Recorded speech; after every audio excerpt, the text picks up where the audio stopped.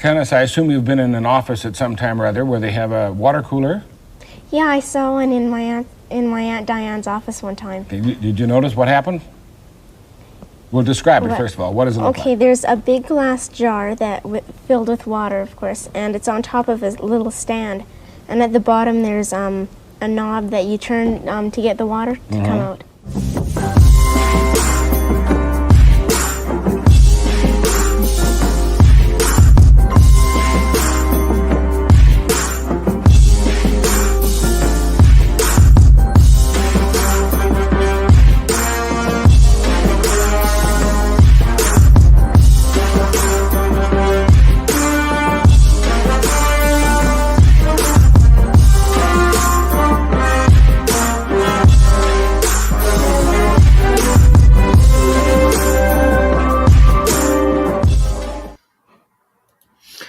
I really like that new opening, Maxwell. I don't know if I love not being able to see a dude beating up a water cooler anymore. That always made me happy, but we turned it into such a joke that we had to get rid of it.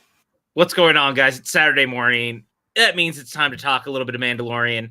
I've got Maxwell here. What's up, man? Hi. How are you?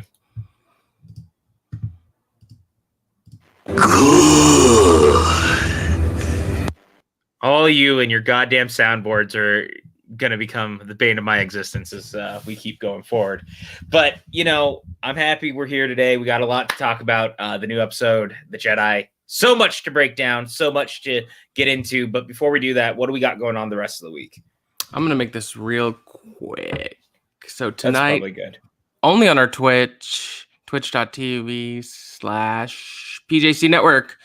10 o'clock Eastern, 7 Pacific. It's Friendsgiving, and I can think of no better way to celebrate Friendsgiving than, trying to kill each other in James Bond games. It's true. You know? Yep. Tomorrow, PJ is on The Action Guys. Yes. That's at 5 Pacific, 8 Eastern. They're going to be talking about, who knows, I can only imagine. And because of that time, the Unwind will go on as planned on time at 7 Pacific, 10 Eastern. Monday night, we got a fun watch-along of the holiday shorts, The Grinch, The Rugrats Hanukkah Special, Rudolph the Red-Nosed Reindeer, Charlie Brown Christmas. A delightful evening of childish wonder. And then we got an extra special watch-along for you Tuesday night. We're watching Scrooge. This is one of Kevin Smets's favorite musicals. It was at his request. And in a beautiful bit of network synergy, Wednesday night, Suddenly Soundtracks, talking about the movie we watched on Tuesday, Scrooge, with an all-star panel, including Sean Sullivan, who's never seen or heard Scrooge, and I have no idea how he's going to talk about the songs, but we'll see how it goes. PLD, Duralde, and Kevin Smets himself. Yes, indeed. He wants to be on it.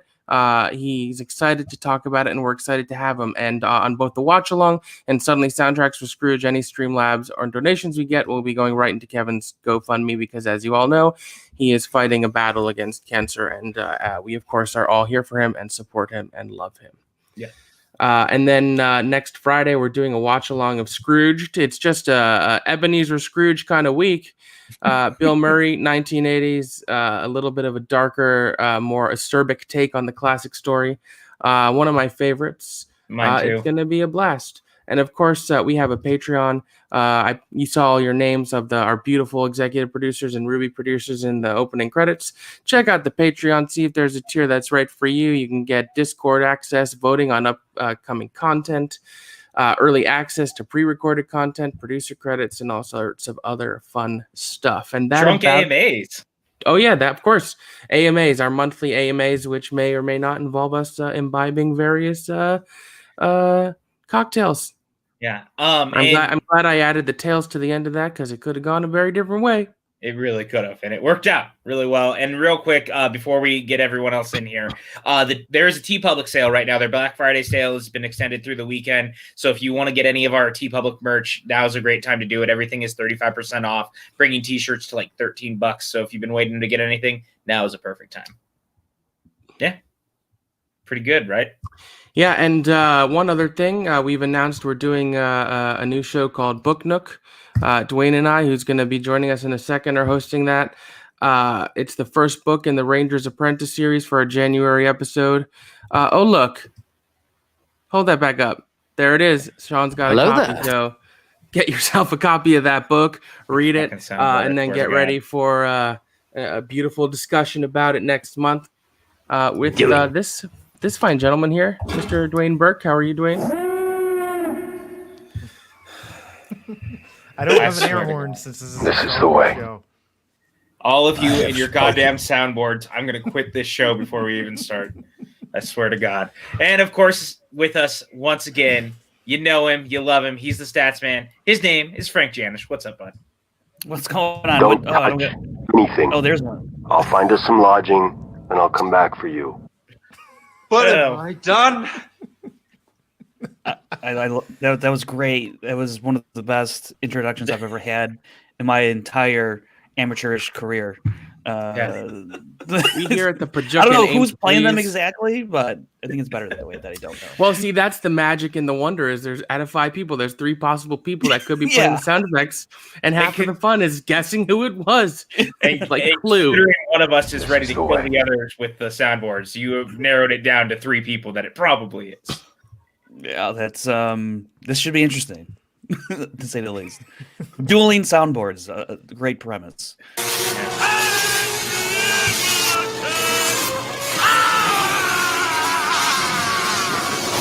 Well, you I- can Do you have where he sighs? Do you have that soundbite where he's like, you can tell when it's my soundboard because I have trimmed sound clips to only last a couple seconds. I like that the chat has already figured out. throwing Like, shade. I'm about ready to just like destroy shit. And then Brandy's like, I'm going to send PJ a soundboard. I mean, so, you know, that's where we're at on a Saturday afternoon, not morning, after I got reamed by the chat for saying it was morning, even though it's 1 p.m. Sorry, guys. But hey, I mean, it. No. Those books are trash. so, you know, we got a lot to talk about. I know us. We're going to get sidetracked real easily if we don't start jumping into episode 13 of The Mandalorian, which, of course, is titled The Jedi, written and directed by Dave Filoni. The only episode he's directing, I believe, this season, unless he's doing the finale. I don't remember. But it's his first time directing since halfway through season 2. And we finally get the live-action debut of Ahsoka Tano and Michael Biehn in the Star Wars universe and some crazy, awesome samurai-style sword fights and stuff. So let's jump into it real quick. I'm going to start over with Frank. What were your overall thoughts on this episode? Spoiler-free before we get too far into it. spoiler-free after you've given some spoilers. Look, it's called The Jedi. We knew what was coming. Come on now. It could have been many a Jedi. Order 66 has happened, sir. Yes, but if actually, Frank, go ahead, give your thoughts, and then I'll give it in my thoughts. Yeah. Yeah. So this episode, I loved it. I really did. And I love how the episode starts. I kind of love we got to learn some stuff in this episode. And that alone just really piques my interest into where this show is going. Once again, I really don't know, and we'll get more into it with all the other threads that they got that the show has like leaving hanging right now. I thought the execution of the style, the feel of it, felt great to me and somewhat familiar, and I think that's for obvious reasons. At least for me, that's how it felt. I think this episode, just did a lot, and I don't know. It's a really interesting episode all around. Actually, the more I think about it. Yeah, I watched it again this morning, and I had even more to take away from it than I did yesterday. Like, I think there's a lot to break down that we're going to get into. Tossing it over to Sean, what were your thoughts on yesterday's episode? So my first watch, I watched it with the POV crew and Maxwell, and I enjoyed the episode as I enjoy any episode of The Mandalorian and any episode of Star Wars. Really, it's hard for me to not like something Star Wars. But that doesn't mean I won't be critical of it. I had a few critiques that doesn't take away from my enjoyment of the episode. It was a fucking great episode. On my second viewing, I saw a lot more that kind of changed my outlook. My second viewing, I came out a little higher on. In where I think this is probably one of my top 5 favorite episodes so far. Awesome. Dwayne, what about you? I think that this is the best episode from a production standpoint or from a technical standpoint. I think it's probably the best looking episode. Anyone who was here last week knows how I feel about some of the interconnectedness that has started to happen with The Mandalorian, and this episode has a lot of that. Without getting into it too much right now, but as Patty said in the chat, the Jedi doesn't necessarily refer to Ahsoka specifically. It refers to the Jedi Order as a whole and some of the things that Din Djarin learns in this episode about the Jedi. It refers to the remaining Jedi that have survived, and also something else that we learned that is a spoiler, so I won't get into it right now. But as a whole, I did like the episode, but it still is it's still leaning into one of the things that I'm starting to not like about The Mandalorian as a whole. All right, that's fair. And what about you, Maxwell? What were your thoughts? Yeah, so for me, this is probably the most fun I've had with an episode of The Mandalorian yet. I think it hit some really fun beats. I think the as Dwayne was saying, the production value, the shot composition, the lighting, the whole episode felt very much like a riff on a classic Kurosawa film. You know, you have the samurai coming in to help save the village that's overtaken by evil forces, which has been a common theme throughout The Mandalorian. And I thought this one did it as good as the one I loved last season that I can't remember the name, that Bryce Dallas Howard directed. Yeah. Chapter 4. Yeah, I think it was the fourth one. I don't remember what the title was. Yeah, but that was the Seventh Samurai episode. Yeah, these two felt like spiritual sequels to each other. I loved seeing Michael Biehn. You don't get to see him that much, and I thought he was so cool to have him in there as like the henchman. And yeah, there is a lot to discuss regarding the interconnectedness. But for me, Sean said this the other night, like, I love the Star Wars movies, but Rebels might be my favorite piece of Star Wars fiction, or at least, like visual fiction, because some of the books I really love too. I said that about me or you? About me. Okay, yeah. So to see Ahsoka in live action, I know we're not doing spoilers, but you already kind of spoiled that. And I think they did her justice with a few nitpicks that, are fair. But yeah, it just brought me a lot of joy. And in an age when joy is lacking, this made me happy.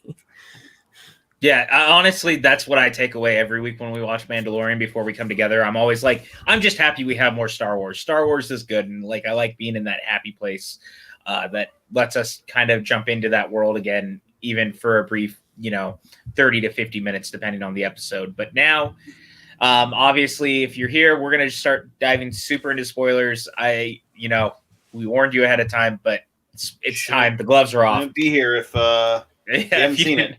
If you don't want us to talk about it. But the episode opens on the planet of Corvus. It's a forest planet that's pretty desolate looking, and we see Ahsoka Tano with her lightsabers in what is like one of the coolest haunted house-esque horror movie sequences that Mandalorian has seen so far, of her just like killing these guards for this town on Corvus, and it plays exactly like a horror film in all the right ways. I thought it was very cool. What were you guys' thoughts as we were jumping into it right away? I'll say that I think the horror movie aspect actually does not come in this scene, but later when she goes back to the town, this is literally almost a shot for shot recreation of the opening of Ronin. Yeah. Yep. Like this entire open is almost shot for shot a recreation of Ronin, and then all the way up until when she walks up to the gates is almost shot for shot.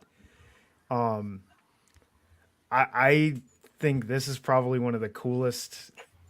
I don't want to say introductions, but for a lot of people, this will be an introduction to Ahsoka, I think this is probably the coolest introduction we get to a character in Star Wars. And I'm gonna add to that. Aside from the obvious Ronin stuff, it very much for modern fans, for people that are less educated on that sort of genre stuff. The way the hood plays on Ahsoka's head tails, her montrals, it gives a very Batman vibe, and that was very much what this was. She strikes, she fades into the darkness. Was this you that brought this up, Max, or Jake the other night? Someone brought Me, it this was up? me. Yeah. So like, it made me think back to Batman Begins, the scene where he's at the dock and there's all the shipping containers. Yeah. And he, Ahsoka is sort of like hides quickly and then pops out. You don't know where she's coming from. She has full control of the situation and the geography, and she's just taking no prisoners. And it reminded me a lot of a Batman type thing. And something we don't see a lot in Star Wars. She ignites the lightsabers to strike and then immediately extinguishes them. Yeah. In order to not give away her sense. position. So Yeah, exactly. Real quick, talking about her lightsabers. Did anyone else notice that they took the curve out of them? No, the curve's there. It's there, but it's like super small. Like you have to actually like, where in the animated show it's very noticeable that you actually have to pause because in certain places they do look straight. I think that Especially in the picture that PJ put up, like they look straight. I think they're using the that was me. Yeah. I think that so that shows it on the spine. That's looking at it from the spine. because I did like a frame by frame pause in the fight that she has later with the magistrate, and it's not an actual curve of the lightsaber. It's they put like this like fin on it almost. Well, so they are the design of the lightsaber is based on the design that they used for Galaxy's Edge, for the ones that you can buy at Galaxy's Edge. Okay. Which because I was gonna say they look more similar to her ones from Clone Wars. From Clone Wars that she leaves on the planet. Yeah, so it's a very on the live action version, which is the one they used for Galaxy's Edge. Yeah, it's a very subtle curve. It's not as pronounced. Because I was also wondering when in the timeline are we compared to that last scene in Rebels? About 5 years out. Well, okay. Well, that's so what I'm saying. We don't know where that last scene in Rebels. I think place. that's a whole thing that we did. I tried to bring up on my last on the Gucciverse show, and that's something I do want to talk about. But I think that we should save that for last. Okay, because that's a lot more speculative. Yeah, I will say when I did not expect to see Ahsoka pop up right there at the jump. Yeah, and when she did, same. When she did, I mean, I geeked out hard. Well, they kind of did the same thing last episode, right? With Gina, whatever her name. Oh, is. right. Yeah, sure. Yeah, sure. Yeah, but that was a character we had seen in the context of Right. this show before, and obviously, they had been laying the groundwork for Ahsoka to show up in this show. But you sort of feel like it's the type of thing where you meet up with Mando, you see where he's going, and then maybe they reveal Ahsoka in the final third leading into the next episode. But to start off with her is a bold choice, and they gave her one hell of an awesome introduction. Yeah, that whole sequence was like great. right away. And, yeah. It's I don't know if now is the time to have this discussion, but obviously I've heard some discourse that if you haven't watched Clone Wars and or Rebels, is this leaving you behind? And my argument is that they do such a good job of introducing who Ahsoka is, what she's capable of in this first sequence, that even if you've never heard the name Ahsoka before, you get enough for it to work in the context of this story. Does it help to have the more of the backstory and have seen her with Anakin as his Padawan, and then to see, her realization of Darth and all that stuff with Ezra later on? Sure. But is it necessary? I don't think so. I wish I could go into this episode without watching Clone Wars or Rebels, because Me too. I'd be curious. Yeah. Because one of the things that I love about Star Wars is seeing a character thinking that character is so fucking cool. I want to know more about them. And I know everything about Ahsoka. I've got Ahsoka's whole biography in my brain. You know, I've seen it all. But like, I don't know. The thought of this lone Jedi that survived the Purge, that has knowledge of the Jedi Order, that has lived through the Civil War, that has white fucking lightsabers, and is just murking a whole garrison of troops, like, fucking Well, I mean, great. I don't but need to see. I mean, true, but it gives us a certain significance to some of the things that she said that other people don't fully Sure. understand. Like when Sure. she says, "I've seen what this can do Yeah. to the best of us." Oh, We understand what that means. that Right? line gutted me. People who don't have that backstory don't know what she means by that, and hopefully they go back and You know, although at least to that particular line, like an astute person could probably, who's at least seen the Star Wars films, could ascertain she's referring to Anakin. And here's the Possibly. truth of the matter. You Like, know, yeah. Star Wars started with a fourth chapter as we know it, right? Like, we were introduced to characters. Yeah. Darth Vader had already been Darth Vader. We didn't know the world yet. We were introduced to it, and eventually we learned backstory along the way. But I don't think that being thrown into the universe of Star Wars, any of us were any the lesser for it, or like left behind, because these ideas were all floating around in Lucas's head for so long that we were taken on a journey. And that this show, I've said it time and again, this show goes back to the basis of everything Lucas created to begin with.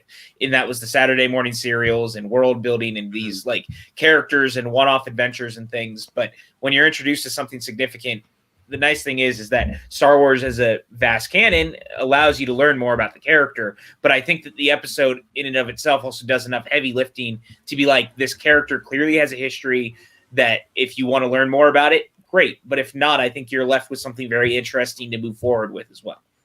Yeah, I think And- that line was. Sorry, Max, go ahead. No, go ahead, Frank. I think that line plays to every type of Star Wars fan there is. Whether you just only watch the Yes. movies and you don't mess around with the animation, you don't know that Ahsoka was an apprentice to Anakin, but you know that Anakin became Darth Vader and that he fell from a Jedi to become, Darth Vader. You know that just by watching the movies, you can pick up on that line.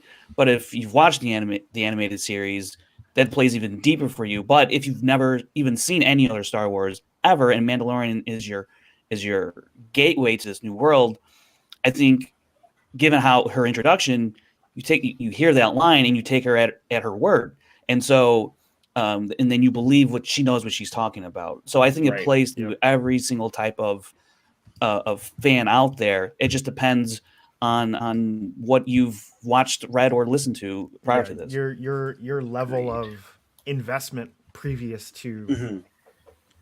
will determine how much you get out of that line. Yeah. Yeah.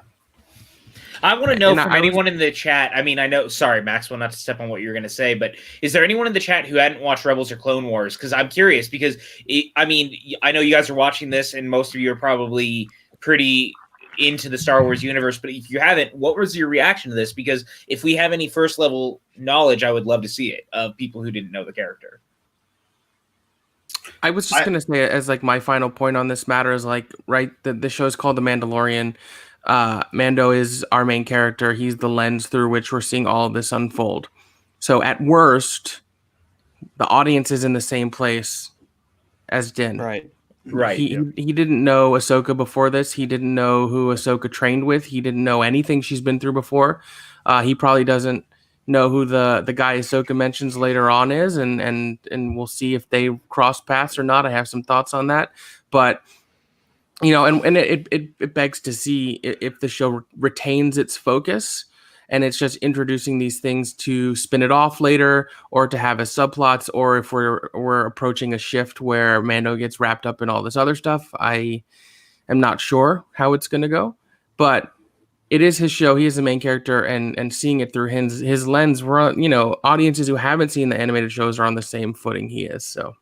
So apparently, John Pierce said that he had never seen it, and he said, I was very interested in her. I looked at her character after the show, which I've been doing a lot more this season. So So that's great. That means it worked for you and you started looking into it, and that's what we're hoping. Exactly what it was supposed to do. Exactly.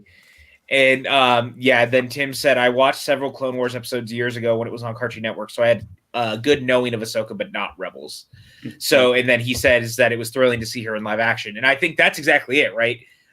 Can we also agree that moment when she, like, you see her for the first time in live action, just how fucking cool it was, like, to just see that shot of her face, and just, it was like, holy shit, this really is Ahsoka Tano in live action. And like, and the way it was lit with mostly her sabers lighting her face was amazing. Yeah. Like from a pure filmmaking standpoint, it was really well done. And I think to his credit, Filoni has only grown as a live action director. I mean, I think he's an incredible animation director. Some of the best episodes of Clone Wars and Rebels he directed. I thought the pilot, especially of The Mandalorian, which he directed, was not a great directorial effort, and it had me worried last year about the show. And even in the second one he did last year, and then this one, he keeps learning and growing. And I think Favreau has really taken Filoni on as his Padawan. And then vice versa in terms of storytelling. So I think it's a really nice relationship between the two of them. And it's nice to see someone grow and become more accomplished in front of our eyes as a filmmaker. I 100% agree with that, because I've been very critical of how I felt about Dave Filoni as a director in live action. I thought that the pilot episode was relatively weak, and then I didn't like his episode on Tatooine really much at all. So I was glad to see when he came back around this time, he had grown a lot. Like, the character work is really quite good. The action sequences are much better than anything he had done to this point. Like, it really was very impressive. And to Dwayne's point, it may have been some of the most impressive just on a production level for what they pulled off. I think the whole feel with, the Kurosawa and all that, I think because Filoni, I think, is so much of a fan of that, I think he knew exactly what he wanted to do with this episode. So it can kind of, it's when you know, like, your material so well, exactly what you want to do, you could be, I think, an average director, but you get that one thing and you can just knock it out of the park because you know exactly every little thing that you're trying to accomplish, what's in your head. And so I think this was the perfect episode for Filoni. I mean, he wrote it, directed, and I think that all plays into the execution of the episode overall. 100%. And the thing that separates TV directing from film directing is, when you come in to direct an episode of a TV show, normally the crew has been there the whole time. The cinematographer might change, but normally it's the same second unit. You got the same effects and stunt team, so they can very much help guide you towards the collective vision of the show. And I'm sure that was a part in it too, because obviously the crew of The Mandalorian has had more time with this world and its characters. Now they have it down to a science, also, and so that helps too. By the way, like, this, it just blows my mind that all the background stuff, or mostly, landscapes, that's all on a screen, like, that they shot in camera. Like, oh shit, yeah, it just blows my mind that, like, we were the tech they're using for the show is wild. We were literally teleported, like, transported to this planet as if it actually existed, and that just on a technical aspect, the show continues to blow my mind. It looks so much better than, like, even the best green screen work. Oh, absolutely. Yeah, and it's just so impressive, because I think Corvus, as it is just a very interesting environment. It was very different than anything we'd seen so far on the show as well, and they really leaned into it. And Caladan, especially, which is the city that Morgan is overseeing, that we're introduced to, like, it just feels different and it feels very cool, and they really upped their game for it. But that's what we see in the opening, is that Ahsoka is confronting Magistrate Morgan Elsbeth, who she's trying to get information from, and essentially says, you have 24 hours to give me what I want, or I am going to kill you. And, very typical Ahsoka fashion, she's not fucking around. And then she, like, disappears into the distance, and we cut to the Mando. Well, before we get there, Patrick. Okay. So, you pointed out the different look of the city. I would like to refute that statement. Okay. I don't think this city looks different at all. So go ahead and look at that top little, what do you want to call that little item on top there? A turret? The ramparts? No, not above the Canopy? rampart. The canopy. Yeah. Yeah. It looks familiar, doesn't it? Yeah, it's straight out of Ralph McQuarrie's like. Yeah. That's Nema like Outpost. Yeah, it's like a Okay, Ralph. so Like, you're that's saying a piece the of Star Ralph Wars has McQuarrie's canopies. like Well, no. So concept art. it is. You're right, Dwayne. Also, the central building, the design of the central building, which I don't have a picture of, the design elements are very reflective of Jabba's palace as well. Well, I mean, they're always going to pull from the art, but I mean, it felt different than things we had seen in the past. Like we've No, never. I'm not. I'm actually gonna agree with Sean on this because if you pay very close attention, right? This episode was directed by Dave Filoni. Mm-hmm. The first episode was directed by Dave Filoni. If you take the images of when Din Djarin enters this city to when he first enters Navarro, they are almost exactly the same. Well, hold on. That's what I'm getting at. Is I just find it interesting that there's 2 hut-associated structures repeated here. So do you, Nema, the canopy on Nema Outpost was erected by Nema the Hutt, and the central building looked like Jabba's palace. I just found that really interesting. So probably at one point was a hut-controlled world, is what you're right. getting at. That's what I'm getting at. Okay, and that's fair, and I think that's absolutely true. I'm not refuting that the actual aesthetic is different, because the aesthetic was Bossing Say. Yes, very much so. Mm-hmm. There's no war in Bossing Say. As you get closer to the center, it's nicer and nicer. Yep. Yeah. John, they are doing another Christmas. season of Backstage. They've already announced it. So Comes out on Christmas. yeah, Oh, you'll get it in Christmas. They made that announcement last week or earlier this week. I don't remember. A couple which, days, but it like is happening. 3-4 days ago. Yeah. Yeah. So, the interesting thing about the stuff with Morgan, too, is that the character actually reminded me of the character from Rebels that is one of Thrawn's. Orinda Price. Yes. Governor Orinda Price. yeah. And I Actually, straight up Okay. thought it was Price for a second before we knew more about the character. I actually have a different theory. I didn't catch that. I'm the actress that plays her, PJ or Max. You guys are good at this. What is she in? Where have I seen her before? Diana Lee Incentito? Here's my question. She was in the Fast and the Furious Tokyo Drift, but she's also predominantly a stunt worker. Actually, Yeah. most of her credits is as a stunt performer. So I think to see her get this role was probably really cool. So I liked her. I wonder, how is she formidable enough to stand toe to toe with Ahsoka? I don't think. Could she possibly be one of the, as we've seen throughout like Clone Wars, there are other types of Force users in the galaxy. Could she be another type of Force user? So like a Guardian of the Wills? Right. Well, I was thinking more like a lesser Night Sister. Okay. But it could be something completely new and different. It could be. Well, that's what I mean. It's just something because she is able to at least get one this is really lightsaber cool. away from Ahsoka. Oh wow! That's I didn't really I did cool. see that. Yeah. Oh, that's That's awesome. awesome. That's I real kept cool. seeing people saying that his goddaughter was in it, but I didn't really put 2 and 2 together that was her. Awesome. Certainly her Beskar medal helped because it could stand the force of the lightsaber, which is something I'm not sure we've seen before because I thought back to Rebels stuff like the Siege of Mandalore, and I remember lightsabers piercing Mandalorian armor. That actually is one of the notes that I made.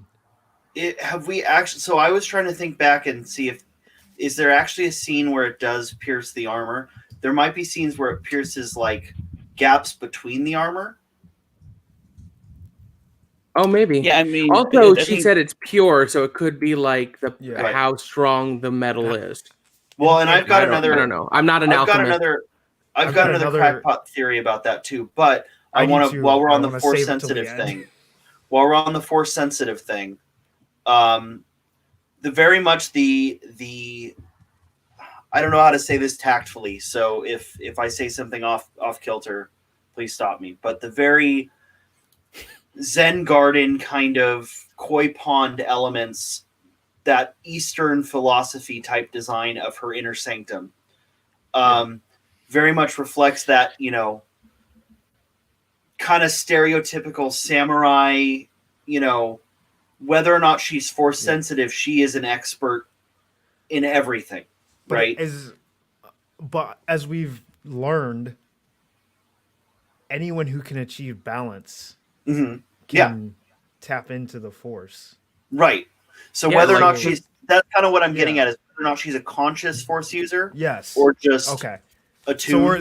because we're on the same page. Like, how do we get someone who can stand toe to toe with, especially Ahsoka, who, in my opinion, Ahsoka would be one of the top 5 lightsaber combatants of Star Wars. I this think is that in the current universe, is something that ran through my mind here, which is possible. Yeah, you know, certainly in some ways, her focus and balance reminded me of one of my favorite Star Wars characters, Chirrut Imwe. Yeah. I loved Chirrut. I thought that character was incredible, and I could see her having been part of that order at some point. I don't know. My take on this whole character, this new character, I think it's a completely new character. I just think it's someone that, you know, they said, you know, she helped build the Imperial fleet, and I think she's someone who is just highly trained in that form of combat. And I also think Ahsoka wasn't trying to kill her because she needed information from her. So it's not like that's fair. So I'm not going to get too crazy down that road, because I think that is a good point, that she wanted, you know, she needed something from her. It wasn't just a battle to the death. Well, since Frank brought it up,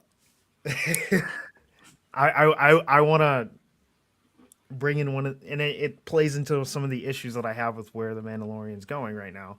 But they said that she helped build the Imperial fleet, and then then Din Djarin made a comment that kind of seemed like a flippant, off the hand comment. But if we remember what Sean talked about last weekend, and the First Order having agents that were continuing to help build their fleet, he said, seems like she's still in business.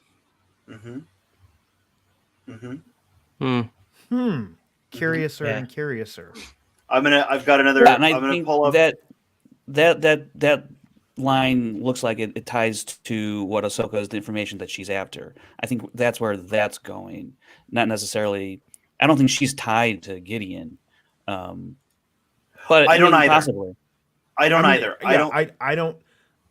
I mean, I've got a lot of. We'll get into the where we think this is going at the end, because I've got a whole lot of where I think this is going. Well, I'll say that I think that Gideon, because the one thing Favreau and Filoni both said is that the one thing that by the time Mandalorian is over, we'll have seen the beginning of the First Order, like in pieces, starting to form. And so there is going to be ties to that. But I think, to Frank's point, this was also very clearly set up to be, when you name drop Thrawn in live action and you're looking for Grand Admiral Thrawn, you're clearly going down the road that Thrawn is still out there somewhere. As we know with the end of Rebels, he's out somewhere with Ezra. At least we assume they're still together. We don't know for sure. But they're out there somewhere, and that means Thrawn is still... I think we're going to see something very similar to his side of Legends, which was Thrawn continued trying to make the Empire a thing. And I think that's what we're going to see in whatever comes next, is that Thrawn is still in the business of making the Empire a formidable opponent, while someone like Gideon is off doing his own shit. And I think that is what we're going to see. I think we're seeing two warring sides of what the Empire is, and no one really realizes that one is going one direction and one is going the other. So let me ask this: Are we talking about the implications of Thrawn right now? I'm talking about the implications altogether of this entire episode. So in order to go forward, I must go back. Okay. So in the episode, we had HK-87 assassin droids. Expletive. Damn it, Master. I am an assassination droid. not a dictionary. So the HK-87 assassin droid is a throwback to the HK-47 assassin droid, or specifically HK-47, a character from the Knights of the Old Republic. Now, we see these in the episode, and I'm going to throw this up right there. I got that exact point in my notes. So what's circled there on that head? The what? It's really hard to see, so I'm just going to give it to you. Yep. That is Grand Admiral Thrawn's 7th Fleet. Yep. So, yeah, this woman definitely works for Thrawn. Now, my question is, in what capacity does she work for Thrawn? In what capacity is Gideon tied to Thrawn? Are they tied together at all? In order to go forward, I must go back, so I'm going to go back again. In Rogue One, we first are introduced to the Death Trooper. Correct. The Death Troopers speak in this garbled mechanical droid language. And I'm not super educated on this. I should have looked this up before I gave this theory. But I believe the Death Troopers are augmented humans in trooper armor. I don't know enough about the Death Trooper either. But there is another tie to Rogue One in the episode. Yeah, PJ, if you can Google that for me, thank you, PJ.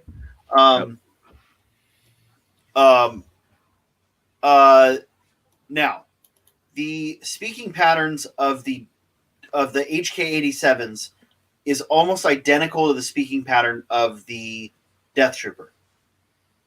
Yeah. I think we're going to see an evolution of the Death Trooper into the Dark Trooper. Because in the final episode of Season 1, Chapter 8, we see Gideon has Death Troopers at his command.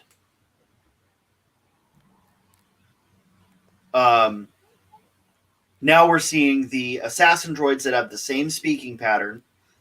The episode immediately following us seeing our introduction to Dark Troopers.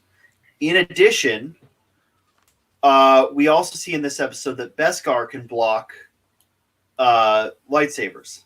Yeah. So what are those Dark Troopers going to be built out of? Beskar. I think this episode sowed a lot of seeds. I think you're on the 100% on the right path. Okay. And I think that the relationship that we're going to have with Thrawn and Gideon is going to be similar to the relationship that we had with Tarkin and Orson Krennic. I think you're right. And to your point, they were beyond human because they were given surgical enhancements. They were still humans. They were the elite of stormtroopers that were given enhancements to be beyond human. So there is something to say about that, I guess. I will say, in terms of the connection or possible connection of Thrawn and Gideon, I think it's quite possible that Gideon meets his demise at the end of this season. We go season 3 without really a big bad, if you will, and we're kind of like leading up to maybe a season 4 where we could see Thrawn. I also think that this could also just be a planted seed for a spin-off series, if it is an Ahsoka one or what have you, that it's just setting up this character for a new series that would have Thrawn maybe as more of as a main character, because this is the Mandalorian, and you've introduced other Mandalorians like Bo-Katan. You have now Ahsoka in here. I think there's a lot being added in here that is set up for potential spin-offs or other animated shows, what have you. I also think that, in terms of the interconnectivity of all of this, like larger events that Mandalorian's kind of brushing up against, I really do think that, and I understand the concerns from people who think, I don't want to get too much into the saga story or what have you. I think he's just one of these characters that is just going to brush up against all these other stories that we know of, but it doesn't necessarily mean that he's going to be involved heavily in the grander, the more grand story that's out there. I don't think the stuff with Ahsoka and Thrawn and any other Rebels characters who may be out there will play out in any sort of significant fashion in this show. I think if anything, they're setting it up for a spin-off or a Rebels sequel, whether it be in live action or animated. I would prefer animated, but if they go live action, that's fine. I'll of course watch it. But it's interesting because whenever you deal with any sort of multi-platform storytelling where you're going back and forth in time and the audience knows things that happen before and happen after, at a certain point, if you entirely ignore things, like the argument, for example, that was continuously made, especially early on in the MCU, in each individual film, like, well, we know these other characters are out there, so why didn't Thor come help Tony deal with this character or vice versa? You know, at a certain point, if you're ignoring everything else that's going on, because we know Ahsoka's still out there, Thrawn is still out there, Ezra's still out there, Luke Skywalker is still out there, and we know at some point he's putting together his own little Jedi training academy before Kylo kills them. You know, so if you completely ignore that, then there's always going to be people who complain also, like, well, what about this? What about this? How come this isn't happening? Because we know it's happening in the world at the time. But I think what Frank said is right on point. Because of what he's up to and who he's met, Mando is going to keep brushing up against these different things. But I still think at the end of the day, it's going to be his. And here we go, Grogu's story. Yeah. And I'll say this too. I mean, a lot of this plays into the rumors that we've heard, right, about what Disney and Lucasfilm have in store for the series as a whole and their commitment to bringing Star Wars more into the television age. We've heard that there is the Ahsoka Tano spinoff possibly being done, a Rebels sequel, a Thrawn-centric series. Like, they've really, it sounds like they're taking these ideas and they're going to move forward and telling multifaceted stories across the board that are all interlinked but doing their thing. And I think that that's a smart way to do it. I mean, it's very similar to what Netflix was doing with the Marvel shows when they had that. It's a fine thread to balance. You can go too far in one way and too far in the other. Right. I think as of right now, they're balancing it well. I think they all know over there that they can't effectively tell these stories of Bo-Katan, of Ahsoka, of Thrawn within the confines of the Mandalorian. You just can't tell those stories effectively without. If they do it, the Mandalorian and becomes its own show. I mean, this episode would very much prove that, right? Because it was clearly a backdoor pilot sort of thing, because Ahsoka's really front and center almost the entire episode. Like, Din takes a pretty heavy backseat the entire episode, and that was kind of the point, to be like, hey, we're going to show off this character, but we can do other things, while Din brushes up on whatever this important moment in history is before we continue on his journey. We can't hear you, Dwayne. Dwayne's muted, and Dwayne has some thoughts. I think the only character that we've gotten in this show that came from previous series that can stick around and can have any significant role is Bo-Katan. I agree. Agreed. And I personally think, and this is going to get into some of the stuff that I wanted to say for later, but I have to bring it up now. That spear is going to be vital to taking back the Darksaber. 100%. Yes, I agree. Absolutely. I also think, and this is just we'll call it my Frank theory. I think the Darksaber is the only lightsaber that can cut through Beskar. Oh, interesting. That'd be. I will accept your Frank theory. Is not that crazy. That's not that crazy. Okay, so real quick, and I agree. We're going to find out that the Darksaber can cut through Beskar. Real quick, how could the Darksaber then match against a lightsaber? Wouldn't it just cut through a lightsaber? No. I mean, lightsabers aren't like. You can't cut through it. It's just it's light. They clash. Yeah, they clash. Space magic, Frank. Sure. Real quick, I do want to. So, how long until they atone for the Rise of Skywalker mess when they have to expand? I gotta say, I'm really tired of this line of thinking. Like, we get it. A lot of people didn't like that movie. Move on, please. It was the same thing with Last Jedi. A lot of people hated it, and the people who loved it went on and on about, please, like, okay, I respect everyone's opinion about it, but we're talking about Mandalorian. they don't have to atone for anything. well, They're and- making this content, and that's what we're here to talk about. And I'd also like, real quick, because I had a very specific reason why I wanted to bring this up. You guys were literally talking about a show, like we said, called The Mandalorian. A lot of people also hated the prequels and thought they were best. And the Clone Wars came out of that and has rectified that for so many people. Like, Star Wars as a storytelling front has gotten past things that people didn't like and found new ways to tell stories. I know that you didn't like Rise of Skywalker. There's plenty of reasons not to like it, but there's no reason that anyone feels that they need to atone for shit. Like, Clone Wars was not made to atone for the prequels. It was made because there was still story left to tell, and they found a way to make it even more interesting. Rise of Skywalker, for all its faults, it tried to do way too much in too little time. We all understand that, but also the Lego Holiday Special already proved that they could move past what had happened and tell good story. It's canon adjacent, but they did it. You don't need to think about it as like atoning for shit. Just find stories worth telling regardless, and find the stories to tell. If we all want to be completely honest, Star Wars as a whole is kind of a mess. Right. So yeah. Honestly, find the parts you like. I don't care that it's a mess. I love it, and some I love it more than others. Find the parts you like, latch on to the parts that you like. If there's something you don't like, but that's my point.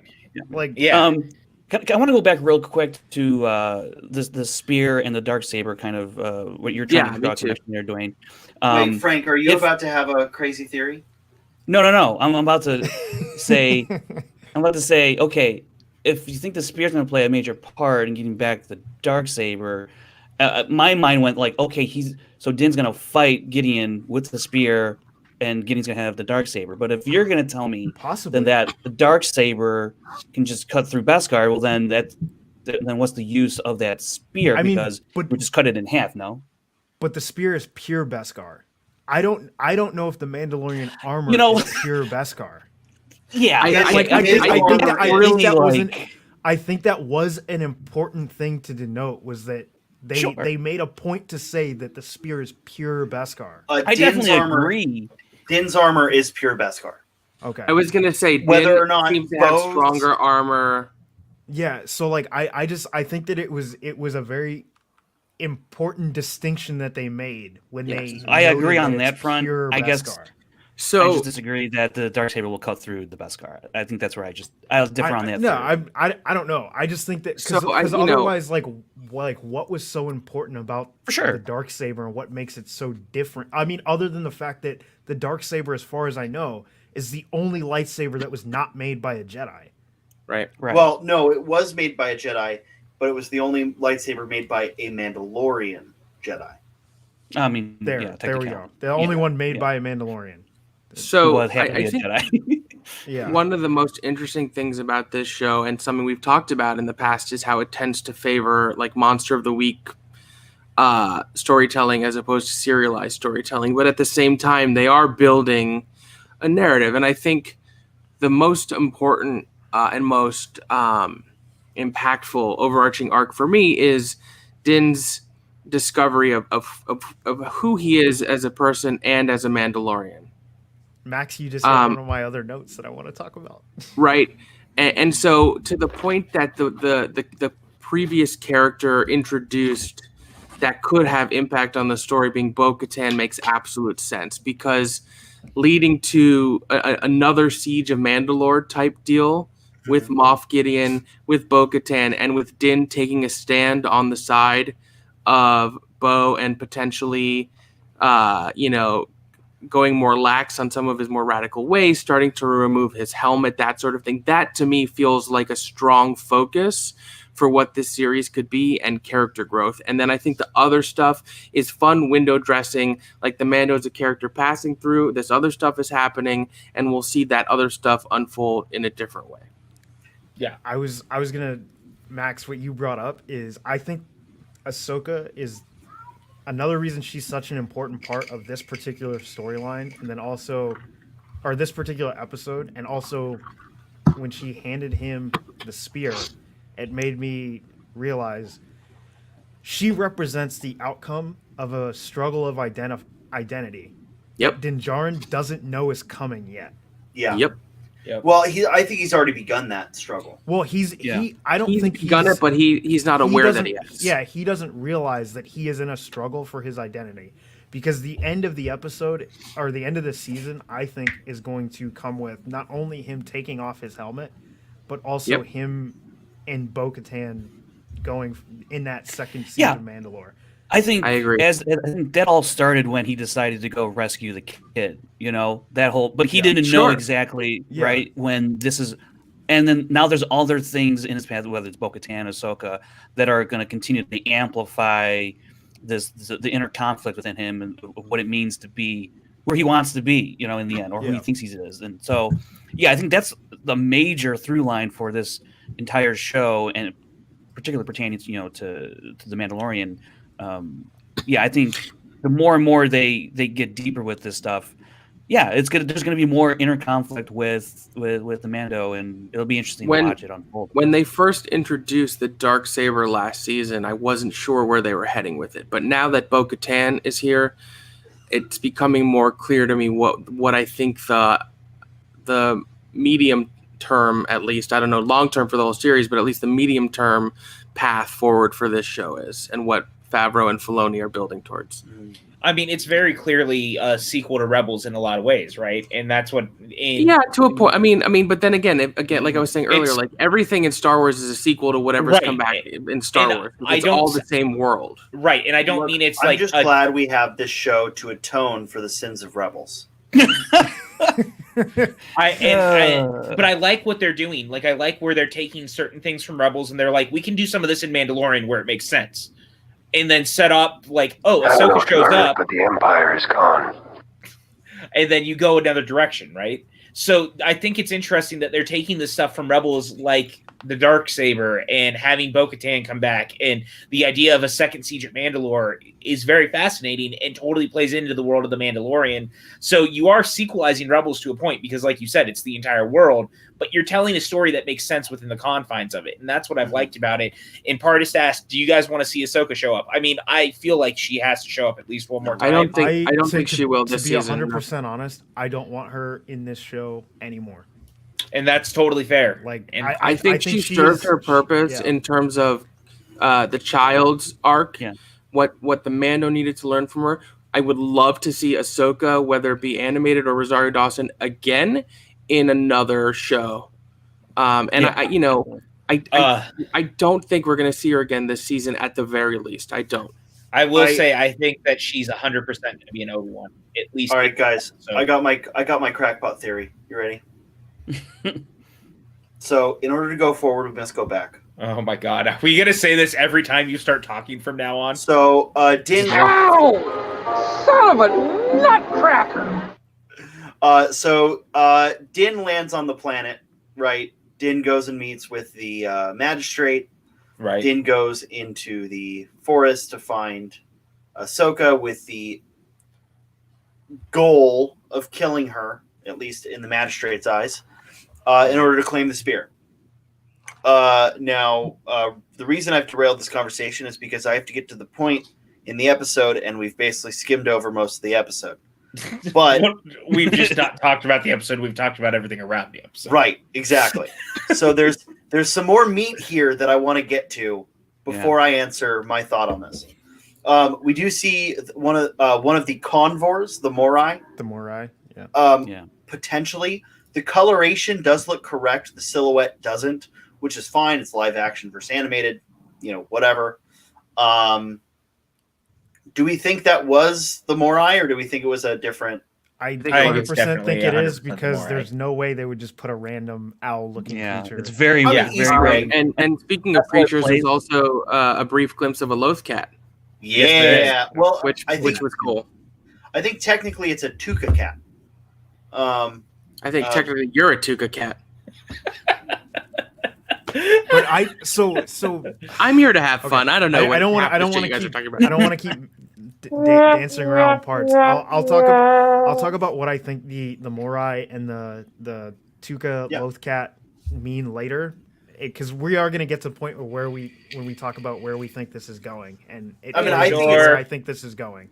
I think it's representative of Ahsoka's hunt for Ezra. I think that's part of it, but I think something else. Go ahead, continue what you were saying. Okay, so then we get to Ahsoka meeting the child. We see him block the lightsabers with his van braces we talked about briefly. Yeah. But Grogu, we get a name for the child. How does everyone feel? It looks like Dwain is not a fan of Grogu. Here's my thing. The name doesn't exactly bother me. It was just why? Like it felt like unnecessary. It felt a little unnecessary. I think I sort of like how casually it was dropped. Yeah. And yes. And yeah. I In a also lesser don't- show, that would be a big reveal. Like, what's his name? Gotta find his name. And here she's just like, "Yo, it's Grogu." And in a world where you got shit like Jabba the Hutt and Ahsoka and Chewbacca, like Grogu is like, "Yeah, okay, fine." The name itself isn't what bothers me. I just think that it was like I felt it's kind of like how we are with Yoda and his species, right? Like to this day, we're still trying to figure that out. And I think that if we had been left with that, I also think that his backstory kind of I don't really like either. Oh, really? Oh, I love I it. do. Because I've got a bunch of problems with how that played out, but two, like it bothers me that it connects back to the Jedi and the temple and like some actual like. I don't know. I see where you're coming from. It was but unnecessary. I kind of think it is necessary though, because the point of him being like this Force user and being in hiding and stuff, like it's weird. He wasn't in hiding. He was in captivity. Right. So I've heard two thought processes on this. So and I really want to know what Jedi said. Fuck all the rest of the younglings. I'm only going to take this one. I don't think that's what it was. I don't think that was what it was. The line is, he was trained in the temple, and during the purge, he was taken from the temple. I think he could have. I think he was taken by the Empire. I mean, he could have been, because his memory goes dark after that. So I think he was taken from the by the Empire, and then the trauma, he blocked all that out of his memory. Yeah. But by who? Yeah. Who took him? Because who knows? Because Anakin killed all the other. But I think that's part of the right? point. I think we're gonna have to find out. I mean, that's why like I didn't. That's another like piece of like unnecessary connection. Like there's a story that could have been told without having to. Oh, now we need to find out how he escaped from the temple, or how he survived Anakin's slaughter of all the younglings. Like we don't need that information. To be honest, for all we know, it was Gideon. Like the timeline could add up enough that he was a young person working in the Empire at the time. This is a good point too. Like we see that obviously Gideon wants his blood to, and so maybe that's why he was taken, because his species is so rare. They know how powerful Yoda was, or just because, his blood is unique. But I don't know. For me, like, it didn't feel unnecessary or unneeded, because for me, I was so curious about where he came from, why he was so Force sensitive, how he knew how to do what he did, and it's an elegant and clean way, without I think ever having to explain more if they don't want to. That he was there training, and he escaped from Order 66, and he went through some bad shit and trauma and blocked it out, and I think being the same species as Yoda was enough of an explanation for all of those questions for me. I agree. Ultimately, I like the explanation. I like when Star Wars raises questions. And I think that this was a perfect set of questions to raise, because ultimately it's a closed loop, right? Like we're not changing anything. We're adding to this mythos of Order 66 was already this kind of half-baked plan where like you've got a couple dozen Jedi who end up surviving Order 66, and those to me are the most interesting Jedi stories. The Jedi on the Run stories to me are the most interesting. You've got What is Kanan's book? I forget what the Kanan book is called. Doom. It's just called Kanan. Caleb Doom. No, I think it's called Doom. Doom. Or maybe it's called Kanan. It's But- one of the two. Whatever that book's called, where he's dealing with. Oh boy, that guy's cool. Or are you Moth, talking about the first book, not the The book. comics? A New Okay. Dawn. Oh, the box, New Dawn. A New Dawn. Yeah, Yeah, that's a We good Need book. Terra. Yeah, A We New Need Terra. Dawn is great. I love those stories. The whole plot of fucking Jedi Fallen Order, like Chef's Kiss, one of my favorite Star Wars stories. Those are the stories I love. Seeing the Jedi escape Order 66 and what they do in that time frame. I don't need that from Baby Yoda, Grogu the child, Yoda Jr. You know, Marvin the Martian, whatever you want to call him. I don't need that. Really, story Marvin from the him. Martian is one of your names that you throw out there. That's a throwback to the Looney Tunes. I appreciate it. It also adds a lot of implications to, and I mean, it's some of the questions I have about Ahsoka, right? So how old is he exactly? Right? How old is Grogu? Yeah. Yeah. I mean, he's Because- over 50, we know, right? Because they say that he's 50, right? So that would put him as being he was born around the same time as Anakin Skywalker. Yeah. Are they dyads in the Force? Yes. If he is No. 50, if he's 50, he would be born around the same time as Anakin Skywalker. Sure. Yeah, he would have been born. I think before Anakin. Maybe slightly before, slightly after, but they would have been born around the same time if he's 50 years old. Yeah. And it leads me to the same question I have with Ahsoka. We don't really know how old Ahsoka is either. Because Yeah, we do. Yeah, no, we do. don't. No, we don't. Because when did she come out of the world between worlds? We know that she came out on Malachor, Oh, but we don't know when she came out on Malachor. oh, I get what you're saying. Okay, So we don't know how how old Ahsoka long is. she spent on the world between worlds.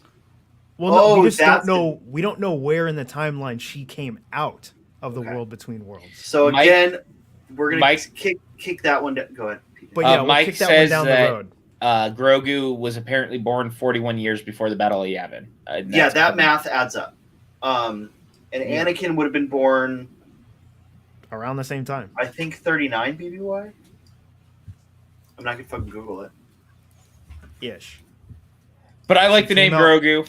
There's- I'll I go like that the far. name. Reef 10, I don't think they ever tell us when she comes out of Malachor. Like, or when she comes out. Not on from what I Malachor. remember, they don't Yeah. specifically. I mean, I think it was, and I also think, like, because we see a zoom out of the temple at the end of that episode and we see her Yeah. silhouette. But, oh, fuck, hold up. Okay, we'll get there in a second. We see Oh a my zoom God. out of her. We'll see them. We see a zoom out of her and her silhouette there. But that also could be a cinematic choice, not necessarily Yeah. like, oh, yeah, she's immediately out of there. But Anakin Skywalker was born 41 BBY. Yeah. I was gonna tell you the math. If he's 50, the math puts them in about the same age. Exactly the same age. It's a Well, cool I coincidence, I mean, think. You know, it could Yeah. have been like a March, April, March, December burst. But you No, know, they're a dyad but in the they're- Force. Oh, but that, right. but of that's course. but that's where I'm like, it's like what are the implications that we get with the age? But that also would have mean that the child was, or Grogu was 15 when he was taken from Mhm. the temple. No, Ish? he would have been 15-ish. 19. Okay, 19. Right? So he would have been like 6 months old. Well, so that's another implication. That's another That's thing what that I'm I like- like. That's why I like this fact that we got, because Yeah. we got this whole idea of he's been suppressing his force powers. He suppressed his memories. Is he stunted in growth and development? Not physical growth. He's a fucking small Yoda thing. Like, he's not going Yeah. to grow very fast physically.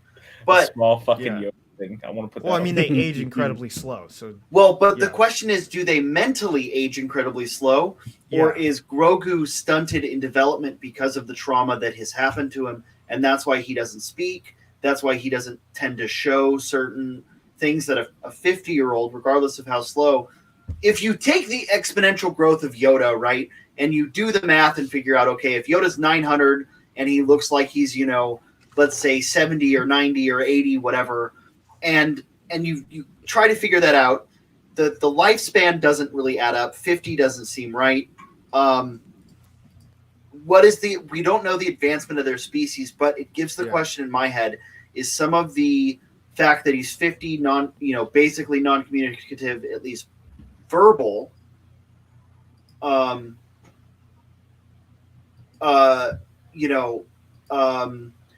to thrive. Is that the phrase, Liz? I don't know, but yeah, so it kind of raises some questions there for me of is his nonverbal communication and that kind of stuff, is that due to the trauma he suffered? That's a really interesting thing to bring up into Star Wars. Yeah, right. Yeah. That's what I'm like. There's a lot of questions that I have now because of the stuff that we've gotten now. Like, and Reefton brings up an interesting point. When is their puberty? Like, when do they get their like fucking Tim? This is the worst thing I've ever seen in my life. Good Lord, Tim. Can we get a mod to take care of that, please? Hey, Reef, Brandy, someone, can you deal with that? Can you put him in timeout? The problem is he's already a moderator. Well, Tim, time yourself out. There it is. There's the origin story. That's how we get Time Franco. I was just saying, is this how we got Time Franco? But Bador's a mod now. Yeah, I gave Bador power. Very nice. Bador. Okay, we definitely are starting to see. I mean, even at 50, I feel like at 50 he should be. Here it comes. It's just questions that I now have. So Right, David McKay brings so Yoda says he's trained Jedi for 800 years. So we're telling me in the next 50 years, Grogu is going to go from being developmentally I don't understand kids. How do kids work? Got to feed them at least. Yeah, developmentally, Grogu is 3 years old. So in that time, he's going to go from developmentally 3 to developmentally 35. But also, Yoda could also be very special within his own species. He could be more advanced than other of his kind. That's fair.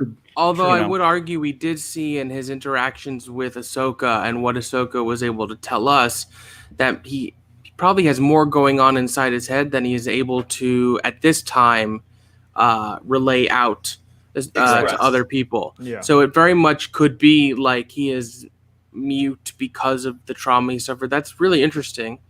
I don't know. That's a characteristic. It's very interesting. Yeah.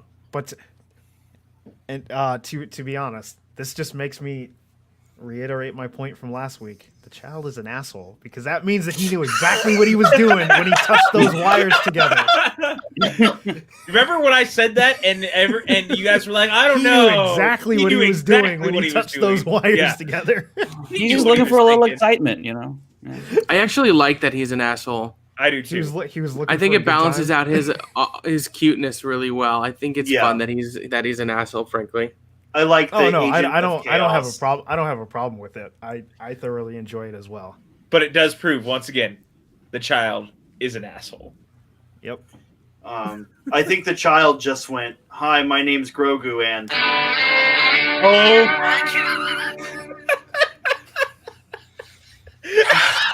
why do you? Okay. Where I broke PJ. That's the one that broke PJ.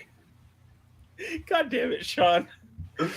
We're supposed to be having like a real conversation. We are. We're having a great in-depth conversation with. To Hi, I'm Pardis' Johnny Knoxville. Welcome to Jackass. For Pardis, I think it is going to feel weird calling him Grogu probably for the rest of time. Doesn't mean you have to. Yeah, you don't have to. I'm not gonna judge anyone for calling him the child. You can certainly disrespect. I mean, you can call him But the child, baby. don't disrespect what Filoni and Favreau came up with by not calling him his name. I mean, I don't hear anyone calling the Mandalorian. I understood that reference. So, Yeah, I don't. I call him Din all the time. I know you do, but there's plenty of people that just I call can't him tell if Mando Mike or the is Mandalorian saying or this whatever, to but it's rag like- on us or to say that even with all this shit, we're still doing a better job than other ones. Like, I don't know. I mean, he's feel alive. like Yeah. I feel like I bring a lot of insightful discussion to this. I think show. we do too. You know, I mean, I think we brought a lot of interesting points more than some people. have Hey brought Tim, to Grogu, light. fuck Oh my yourself. god.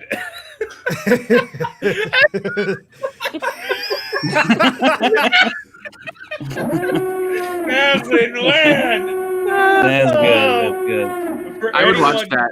Anyone who isn't watching on screen to see what is said, Oh, Davlin. I put- Yeah, love this that. is God damn it. this is true. I did call him Din the other day, and Liz was like, "Who?" Yeah. Exactly. So like people are gonna be like Grogu, and they were like, "You mean Baby Yoda?" It's like, yes, I do. And it's like that's really the only appropriate response. To just get over man. it. People are gonna call him Baby Yoda for Yeah. I don't. As I long don't as give they- a shit. yeah. I don't call him care whatever at the hell you all. want.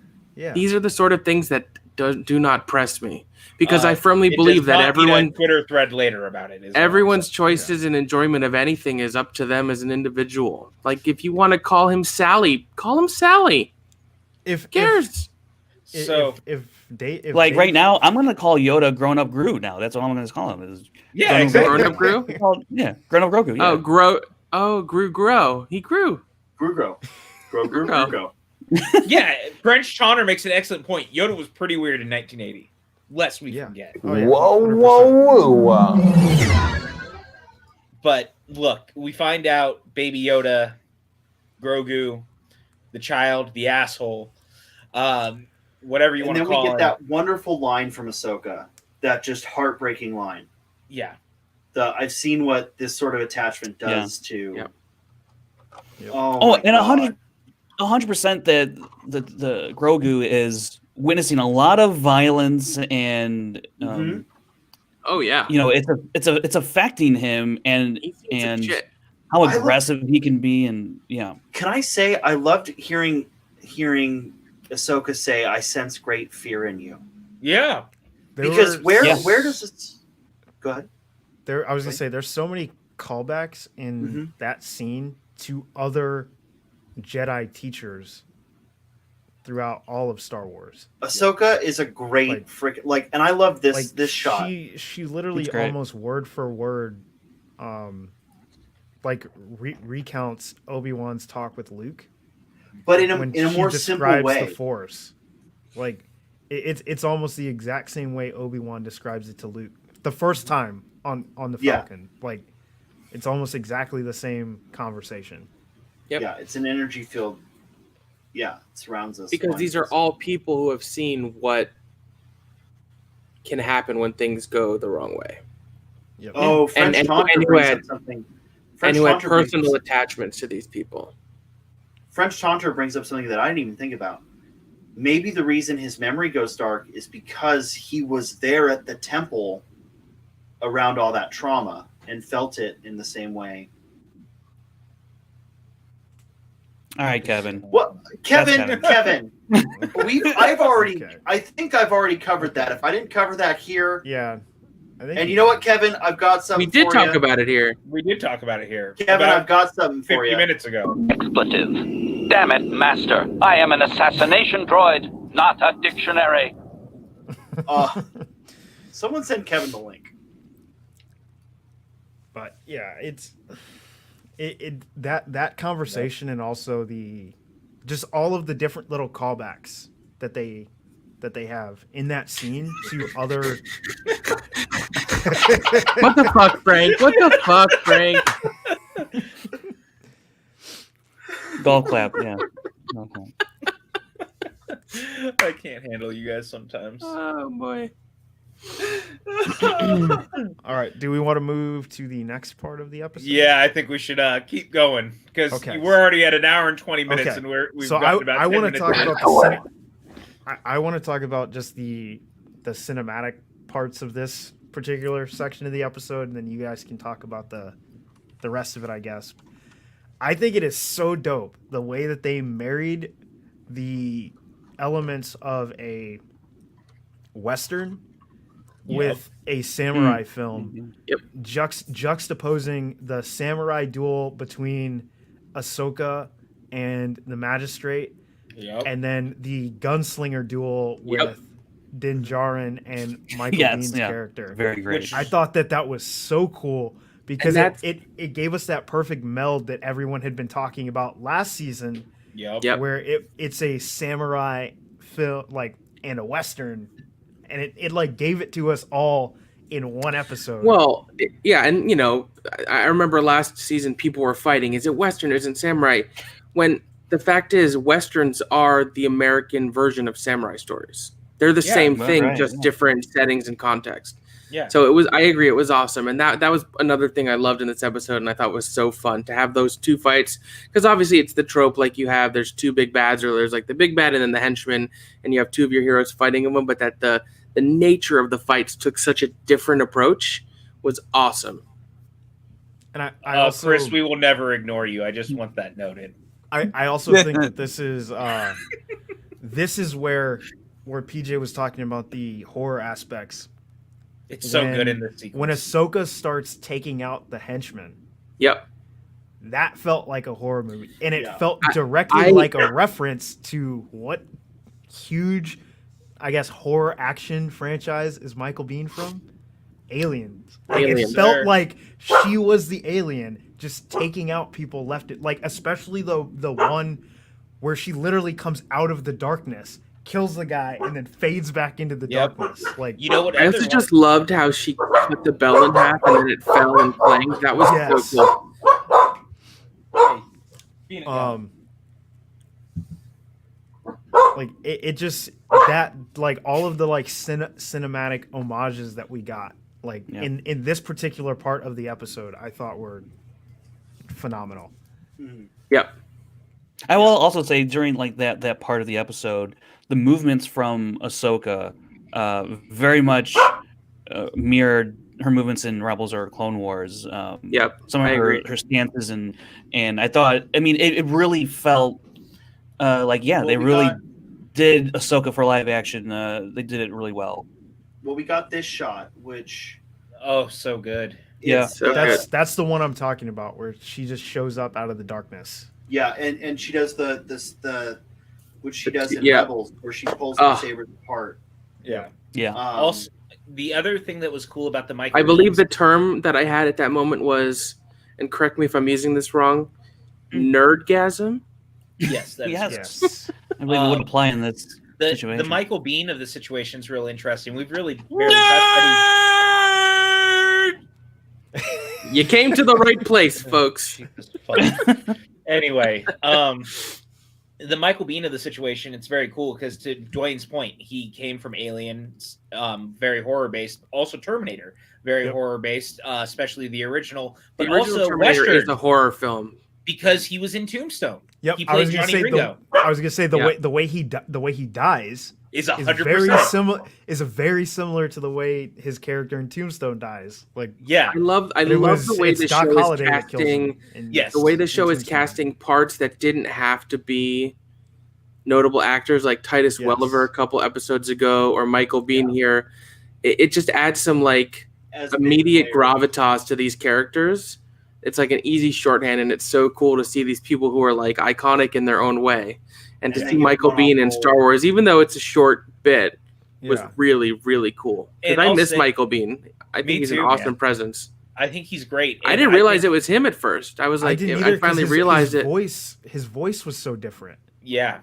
And it took me a little bit, and when I realized it was him, I was like, oh shit, this is the episode that Michael Biehn was in, because I remembered it had been rumored he had been cast. Yep. I actually assumed he was going to be in the Robert Rodriguez episode because they had worked together on Planet Terror before this. Sure. So that I was keep where my forgetting mind we're went. getting a Robert Rodriguez episode. Is that next Yeah, week? that's true. I know, man. I don't That's know. gonna be nuts. It's gonna be nuts. And I hope I'll he say, does the Dark Trooper an episode with Dark Troopers.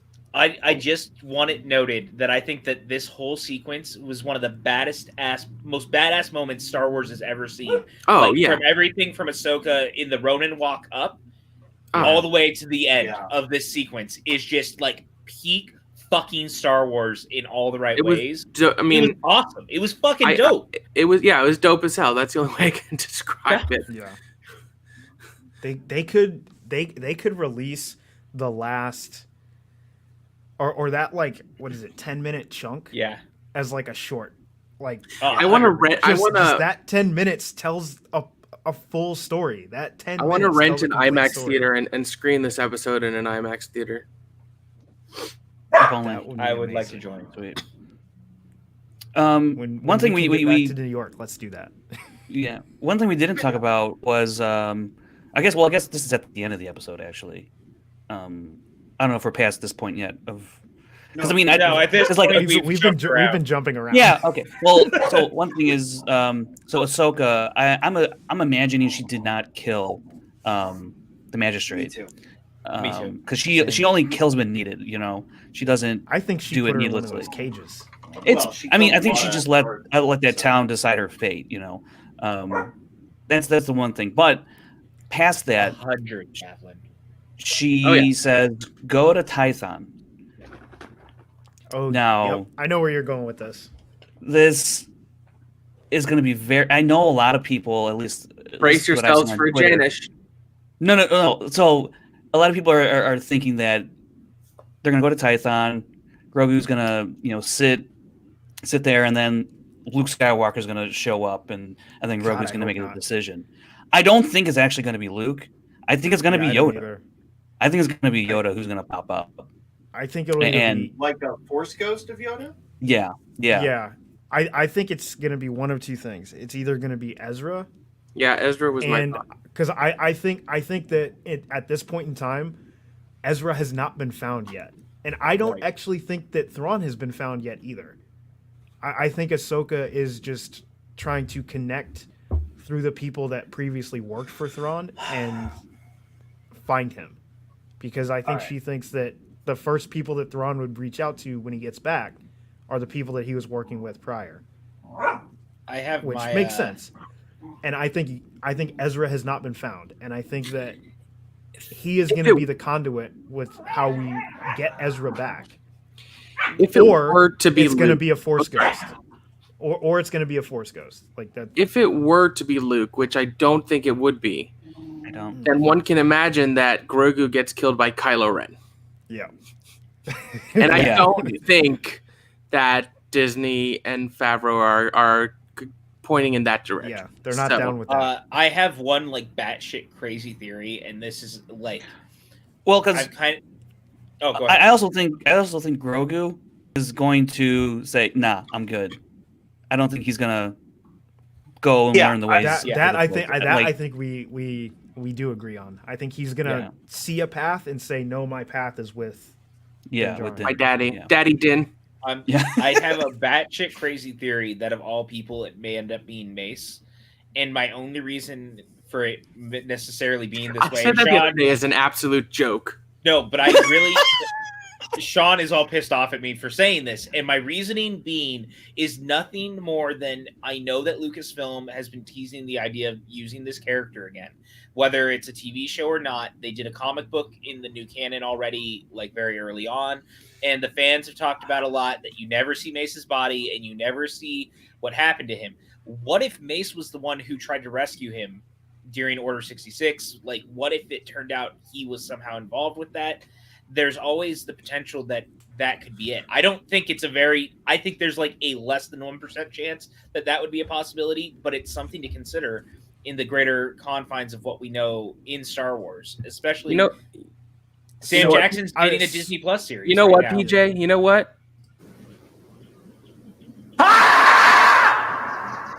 So I do have. So I wonder how familiar you guys. How familiar are you guys with Tython? So Tython, I only know that it's relevant to Darth Bane and. That is not 100% true. Oh, okay. I know, 'Cause but I know every- it's old 'cause- school. I know. 'cause a- I 'cause a lot of also people- know it first showed up in the script for A New Hope. True. It did show up in the Old Republic, but it is canon. Once again, in something that is very little known, it's in the Dr. Aphra comics. Yeah. And what they did note is it is another place where the Jedi built their temple on top of a Sith place of power. Right. So on Tython, there is a Jedi temple, but underneath that Jedi temple, there is a Sith dark cave. I think every Jedi temple that we've seen is built on a Sith place of power. I think everyone except for the one on even the one on Coruscant. Yeah. Coruscant Octo. No, there's another one. I can't remember the name of it. It's from Fallen Order, I think. Oh, what is the name of the planet? Oh, I can't think of it. Logano? No.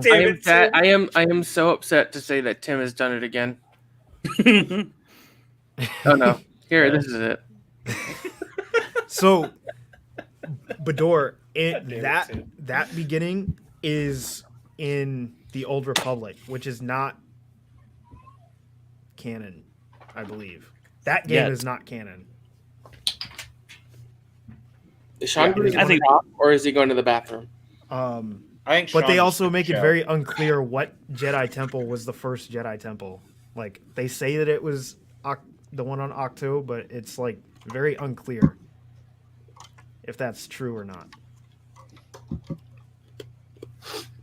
It'll be interesting to see when we get there. If we get there this season, he might get sidetracked and runs into Gideon, because remember, Gideon's tracking him. He's got that Gideon might end up on Corvus, right? He might, and then you never know what's going to happen. They're going to meet. He's tracking them, so he may never get to Tython this season, and it's something we have to explore in season 3. The path to Tython and all that, because I like to think that. I do think that Gideon is going to, although an interesting twist would be that Gideon follows him to Tython, and now Gideon has found Tython, and that can be very appealing to him. I mean, I have a map in my head that what if, because we've got 3 episodes left, right? Yeah. Yep. Next, and I don't know if this is where this is gonna go, but next episode, Gideon tracks down Mando and the child, takes the child. 7th episode, Mando has to track down Bo-Katan. They track Gideon back to Mandalore. 8th episode is the beginning of the 2nd siege of Mandalore. I hope so. As they try to, as Din Djarin is going for the child, Bo-Katan is going for Mandalore. Dark Saber, yeah. Dark Saber. So and then Din Djarin ends up taking the Dark Saber from Gideon and becoming the Mandalore. So I want to come back to this, but before I miss the Tython discussion, sorry, I had to pop for a second. Sean, Tim wanted to know if you needed to go drain your Tython.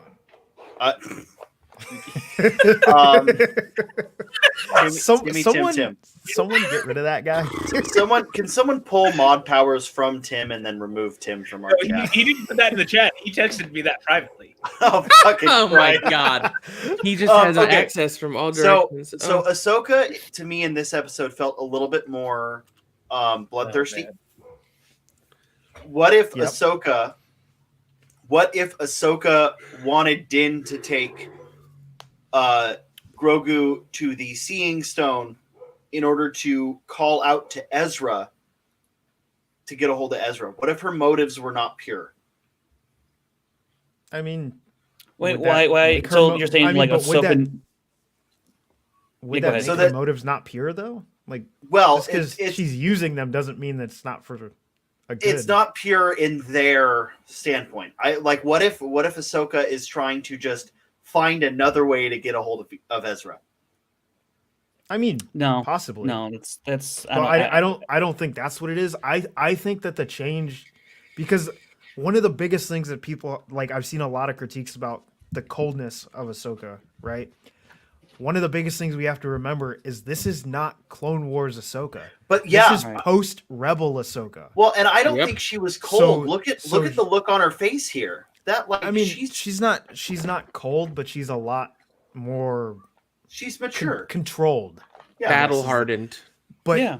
So this is post Rebels Ahsoka. This is post dealing with the realization that Anakin is Vader Ahsoka. This like Yeah, I this- mean, like this her is not- existence post Rebels Yes. ain't exactly been a cakewalk, or very. Her- It's probably been very lonely. You know, her existence post Rebels we have no information about, because after she exited the world between worlds, we have no information about where she was, what she was up to, or what happened to her. Or for because how long. if you look at how old she is in that last shot of Rebels, she looks incredibly older than she did when she left the world between worlds. She did. And as we she know, looks older, in my opinion. She looks older than she does in this shot in the and series. we know that the Togruta have a lifespan of a few hundred years, so she doesn't age quickly. So quick, I think that she exited the world between worlds a lot earlier than we think. Possibly.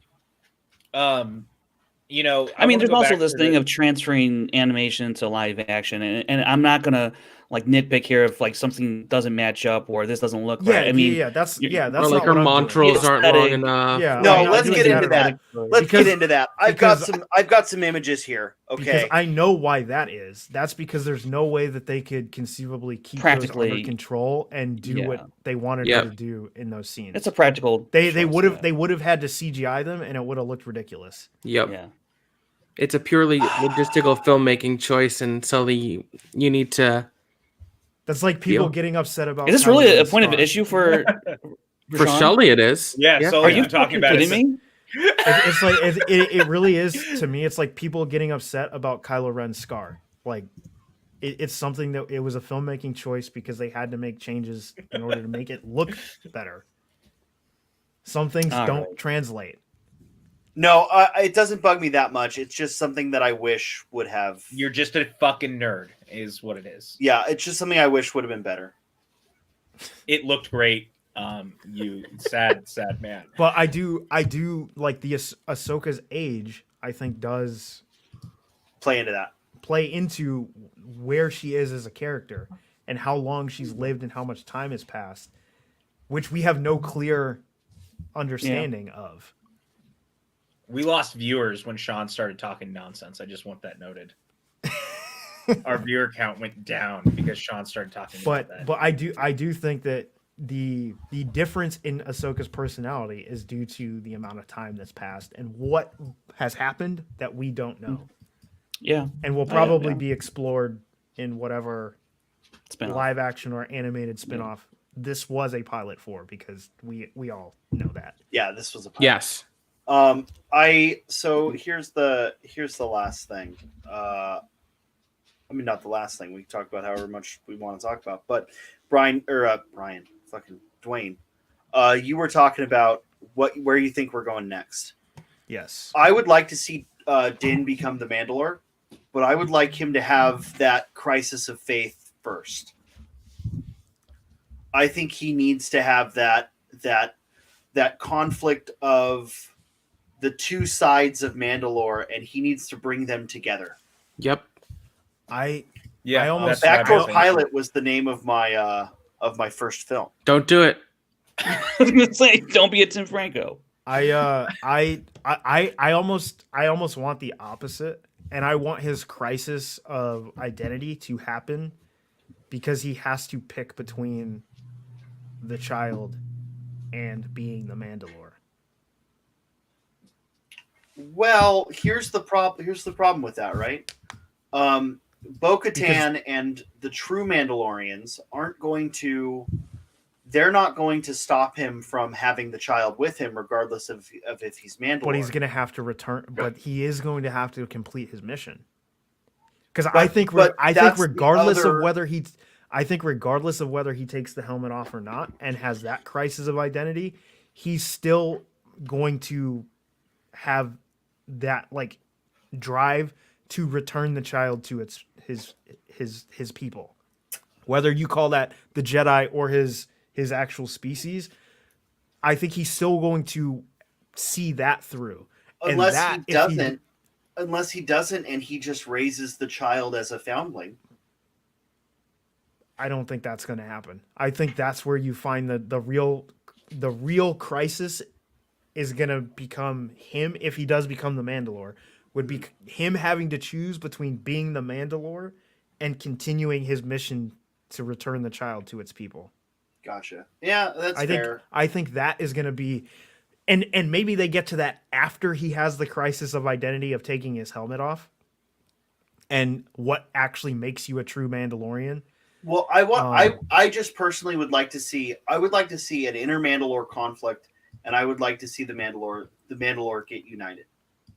And I think maybe he becomes the Mandalore first, and then that is his first true test as the Mandalore, is uniting Mandalorians. Mm-hmm.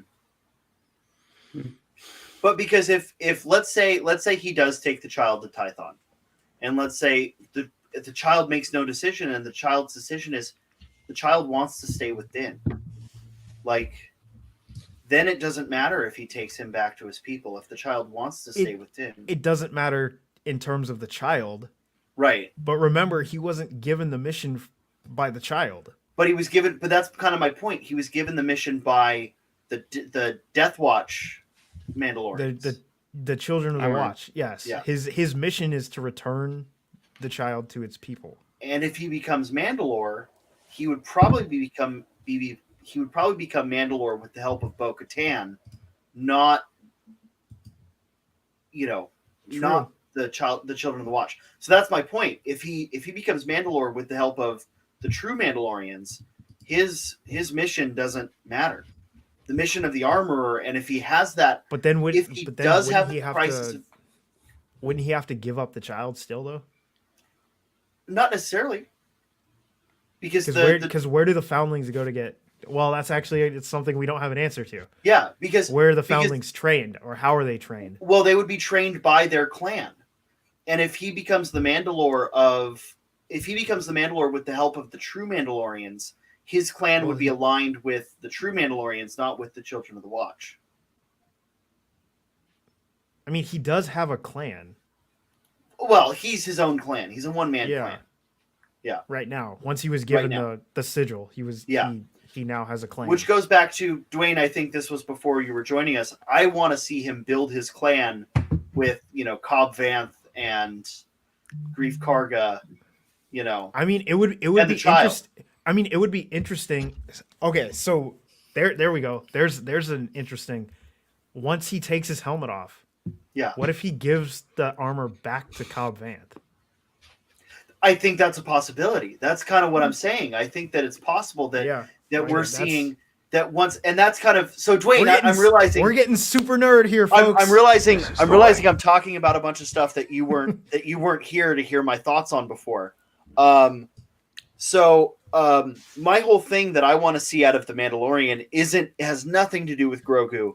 It has to do with this contention between the true Mandalorians, and we don't have a name for them, so I call them that. It's a Legends term. The true Mandalorians and the Children of the Watch. I would just call them Mandalorians and the Children of the Watch, because I think the Children of the Watch is enough specific that we know who's who in that one. So yeah, I want to see that contention, and that's the crisis of faith I want to see, and I feel like that was set up by the episode with Bo-Katan, and I'm really hoping that that's kind of where we get with Din, and I think the evolution of where the child falls in is going to be Din accepting the child as one of his own, and Din accepting the child as part of his clan, as his son, as his elite, which is ALIT. It's child in Mandalorian. I want to see him accept the child as his as his clan and say, I don't need to take him back to his people because I am his people. Yeah. Right. I almost. I'm gonna cry, Sully. What if That's this such a season? beautiful thought. Well, what if I really care about no, no. Mandalorian culture, guys. So what if this season ended with them reaching Tython, the child reaching out, someone reaching back, and he lets the child go? I think that he may. And then the series does continue with where we think it's going to go, and then the Siege of Mandalore becomes the next focus. I would be okay with that. And then we just can get rid of that driving point. From a 'Cause I think storytelling that- perspective, I like that. From a cynical perspective, ain't no way Disney is continuing to make the show without the child in every episode. Disney's not losing their cash cow. Yeah. I mean, Because the merchandising alone on that character is worth $1 billion at this point. yeah, I mean, it just. I think that if I'm blurry now. There we go. Yeah, I think that if You're that, always blurry.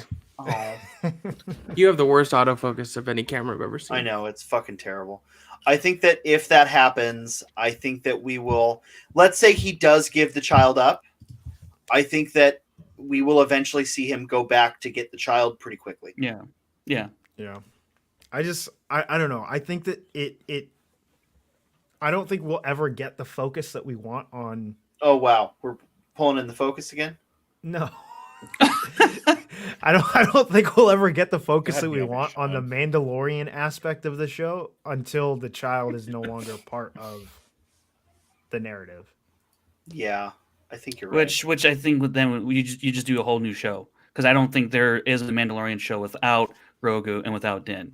Like they're the show, and the story should always revolve around them. And you want to make spinoffs, and know. backdoor What I mean pilots is- with Mandalore. I'm Be my totally guest. I would love to see it.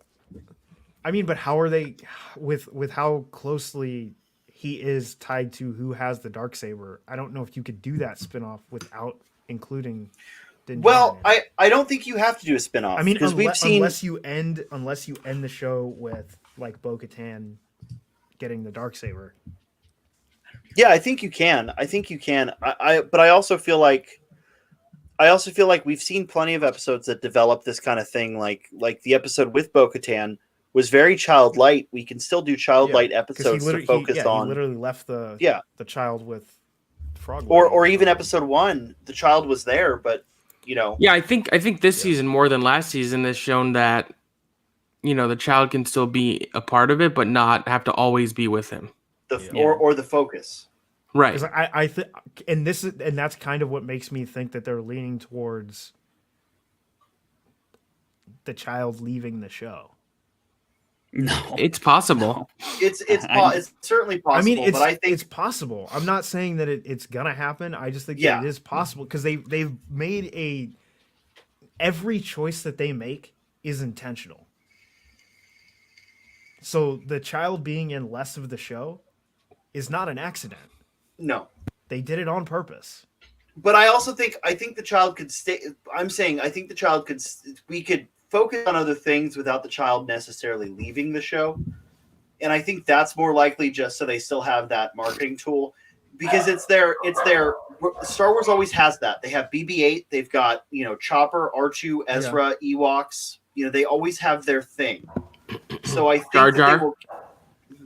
Jar And Jar. I mean, Yes. but Yes, and also the 100%. child leaving doesn't necessarily mean that he's Ben Quadraneros. gone because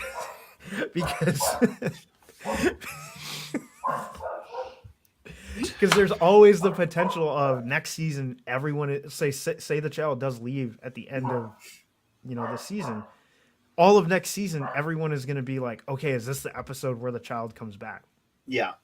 You know what? Yeah, And that's an interesting point, because then you could do a maturation of Grogu without having to do all these episodes, and you can just pop him like Exactly. there he is, And yeah, you could do that if in fact because they could just give us a nondescript amount of time has passed. And Yeah.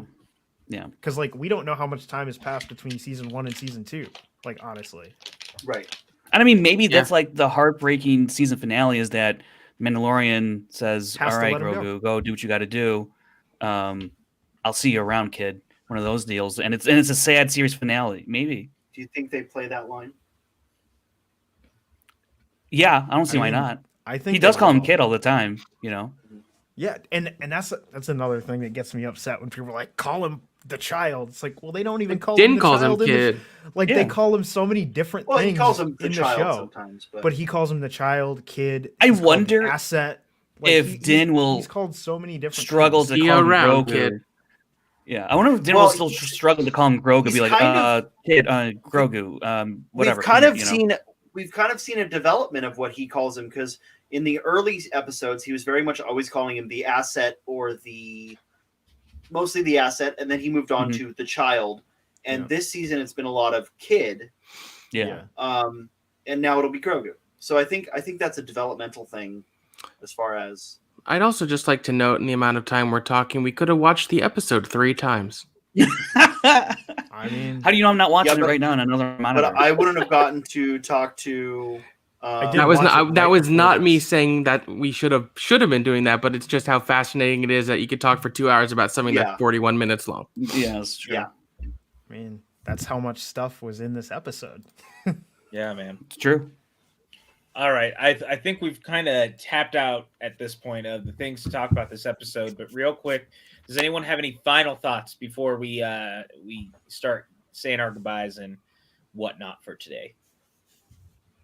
Okay, someone blocked him from being in here. God damn it! This is the way.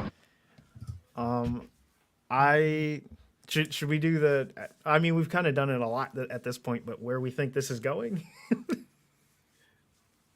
I I mean, pretty much said all. Because I- I don't know what's left on where we. yeah, think I this- think we've kind of all said where we think it's going. I think that. Well, I will say this. I think that we're gonna get a. I don't think this is gonna. That what we get out of this is gonna be animation. I think we're getting live action Agreed. out of this, and I think that's why they've made the effort to invest in Dave Filoni as a live action director. Yes. I think That's it's a fair because point. it's because they want to make what's next live action. I And agree. I think that we are going to get Ezra live action, possibly in this season. It's possible. I don't know. I mean, Sabine, maybe. But you never know. I would love it if we got Sabine, but I kind of hope that we don't get that until whatever series they're going to do with Ahsoka, because I kind of want to get like Sure. Ahsoka. I want to get the Search. Like that's kind of what I want. Yeah. And Bador makes a great point. If they go animation after this, they likely won't use Ashley for Ahsoka again, since the voices are so different. And that's the thing. Like, look, Possibly. the truth is, and don't take this, anyone in the chat, animation is looked at as a lesser form of storytelling by a lot of people, by a lot of adults. That's not the truth of the matter. There's a lot of people who see it that way, and you don't go out of your way to take this to the next level with having a Rosario Dawson, to name dropping Thrawn, to doing all that if you're not going to do it in live action. It doesn't make sense to do this in live action to go in not, and I'm not saying I see it this way, but there are people who think that that would be regressive storytelling to go into live action than to go back to animation. Yeah. They're not going to do that. Like, this is a very clear tell that they're wanting to do this in live action. And they as much as Rosario Dawson showed her emphasis about playing the character, there's no way she signed on for one episode of a show. There's no way. So it's coming. Now, I guess since we don't really have a whole lot to talk about, where do we think this is going? Who do you think is going to be Thrawn? So besides the Pierce Brosnan, because it looked like the Yeah, poster that- thing. but that was I know that'd be Who- fucking like, hilarious. Who do you think it's going to be, or who would you realistically cast? How about both? Who do you think it's I going to mean, be? who currently and who's the voices him? So it's Lars Lars Mikkelsen, who which I think is actually could- pretty reasonable to yeah. cast him in live action. He's a Yep. good actor. He looks similar. He's brothers with Mads. I was going to say, is he related to Mads? He is. Because my He's- choice would be Mads, his- but we he's can't his have older- Mads. But he was already Galen Erso, so that's Yeah. not Right. gonna work. He's Mads Mikkelsen's older brother. The other actor that came across my mind is James Marsters, Yes, that's Okay. that's a good who one. played Spike on Buffy and was on Oh, Smallville. You know, he has yeah. he has the cheekbones. He can do the British accent. He can play a villain. Jason Isaacs would be good too. I like Yeah. that idea. from Pardis Kevin. Justin Theroux was already in Star Wars. Yes, he was.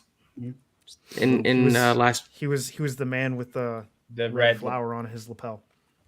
It's clearly going to be Brosnan. Unreal, dude. Unreal. That I honestly doesn't even I look that do. much like Pierce Brosnan to me.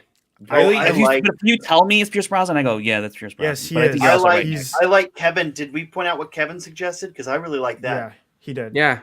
Jason Isaacs. Who I think it's gonna be, I think it is gonna be Pierce Brosnan. Goddamn right. Look at that. No, I think not. it'll be. It's I think it'll not. be I'm Lars sorry. Mikkelsen before anything. Yeah. I But really like the I- idea of James Marsters. I am partial to Alexander Skarsgård. Okay. I could see that for sure. because the biggest thing for me is Thrawn he's supposed to be tall, right? He's like Chiss are taller than most. I'm not humanoids. really sure Like, about they're- that. I don't know either way. Not Jeez. that Alexander Skarsgård is insanely tall, but they're supposed to be slightly taller, right? We don't have a canon height for Thrawn. But I think Alexander Skarsgård can bring some of the menace, but also some of the more lighthearted moments that Thrawn has, where he starts to discuss. Oh, yeah. like- Thrawn with a stash like would be art? great. Thrawn is only 5'9" in. Okay. And by the way, for someone who's asking, here's Justin Theroux in The Last Jedi. Yep. Yeah. Small part, but he's there. Yep. But I mean, he's think, a MacGuffin. yeah, I think Alexander Skarsgård, because also he wouldn't have to work too much on the accent as well. No.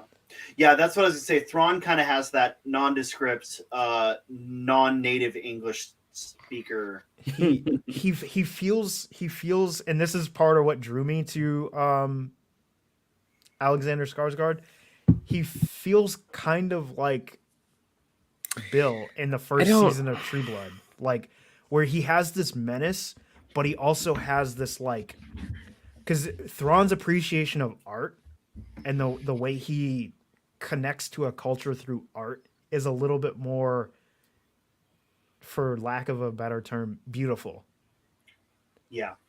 Right? And I think Alexander Skarsgård can balance those two parts of Thrawn's personality. Yeah, I agree. Well, I think it's time. We have something we must share, though, of course, we do. before we leave. Got it. So next week. Oh, you already have it. Okay. Oh, I I'm had way it ahead too. of you. I had it too. Next week over on the oh god, I don't know the name of the YouTube channel, but I will share it. It was the one that was yelling at Sully earlier, the one Kotar that channel. Oh yeah, duh. They are in the channel. It Or is in the the chat. Star Wars KOTOR movie saga is the name of the YouTube channel. I'm throwing the Peace. link there. We are going to play this. This is the trailer. Is this the trailer for what's coming out or the trailer for one of the ones We that's always already got you, released? Kev. Frank, do you know? Say that again. I'm sorry, I didn't hear you. Is this the trailer for the new one that's coming out or one of the ones that's Yeah. already released? For the new one's coming out. What's Okay. coming out? Yeah. So this releases next week. It is Kevin Smetz's passion project.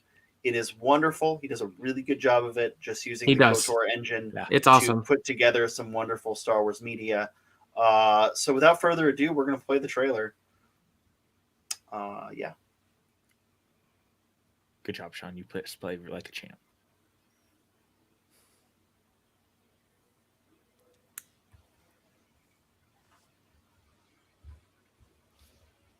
Oh, really? I didn't know that. Oh yeah. Sean, did you share your audio? Did you forget to share audio, Sean? He did. Sean forgot to share his audio. Well, talk about an anticlimactic moment. Woo!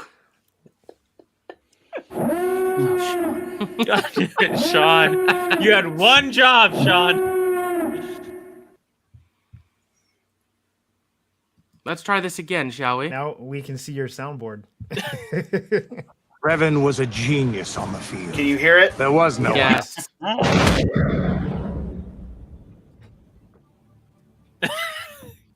Get it together, Sean.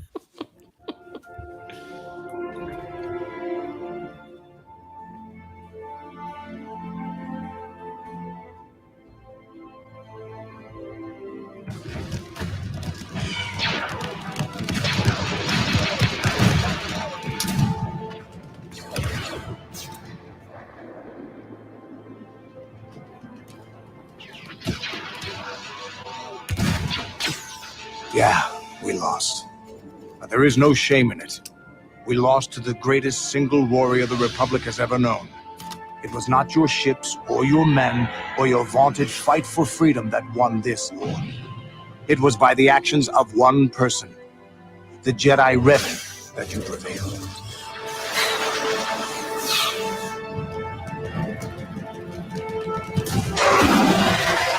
It was what we had wanted all along, Dwain. We wanted to fight the best in a battle that would be remembered for centuries.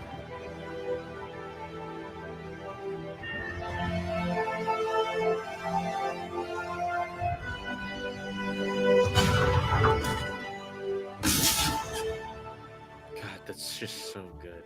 So good. And I'm really He knows where the sorry trailer that music Sully tried to play that muted. And I recognize the trailer music. Is that X-Men? No. I felt like one of the X-Men trailers used it. Maybe I'm wrong. No. I It's, have no idea.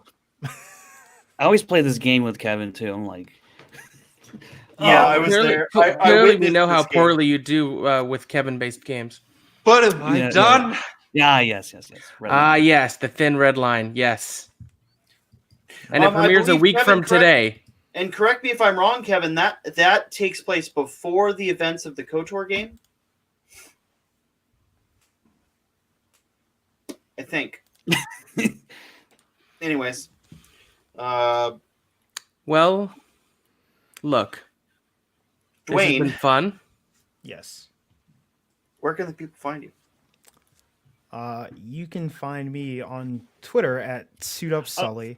On It was Twitch used in the Days of at- Future Past trailer. I was right. Oh, I went and watched it. Nice. That's But a that trailer, doesn't not mean a it's movie. from X-Men. No, but I'm just Yeah. saying. You guys told me they didn't use it. I was right. They used it in a trailer, not the movie. Doesn't count.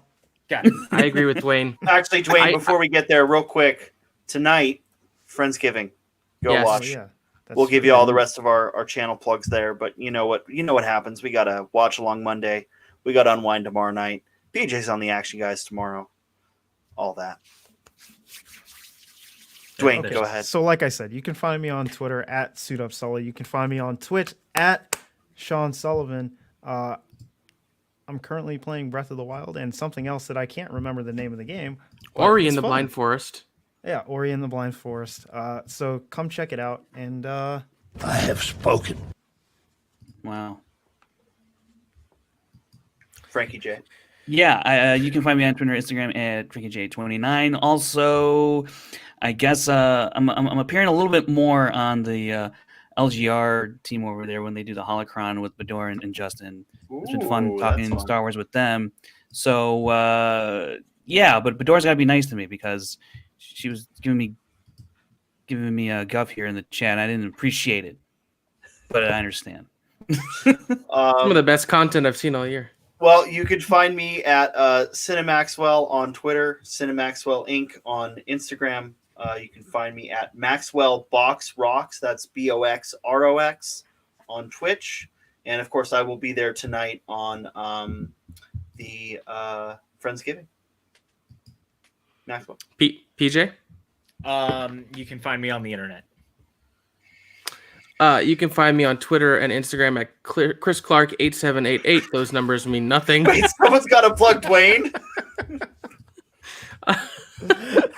You can find me at Burke Made on Twitter. And Twitch. Everywhere. And Twitch. And everywhere. Yes. There yeah. Tonight on our Twitch, twitch.tv/PJCN Network or PJC Network, whichever way you want to pronounce it.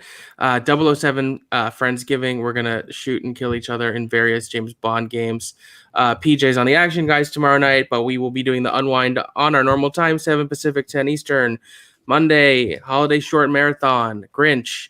Rugrats Hanukkah special, Rudolph and Charlie Brown, and then it's a really fun special week. We're doing a watch along of Scrooge on Tuesday and Suddenly Soundtrack Scrooge on Wednesday. Any Streamlabs donations we get on either of those 2 nights will be directed right to Kevin Smets's GoFundMe. We love you, Kevin. Thank you for hanging out with us today. It's always a pleasure to see you in the chat, and I, for one, am super excited for your KOTOR thing to drop a week from today. That's going to be awesome. Oh boy, it's Saul. Hi, Saul. Yeah, I think from me, from PJ, from Sean, from Frank, from Dwain, may the Force be with you. This is the way.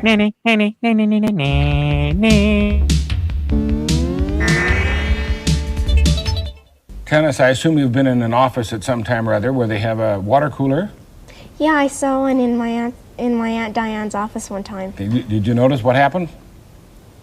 Well, describe it first of all. What does it look like? Okay, there's a big glass jar filled with water, of course, and it's on top of a little stand. And at the bottom, there's a knob that you turn to get the water to come out.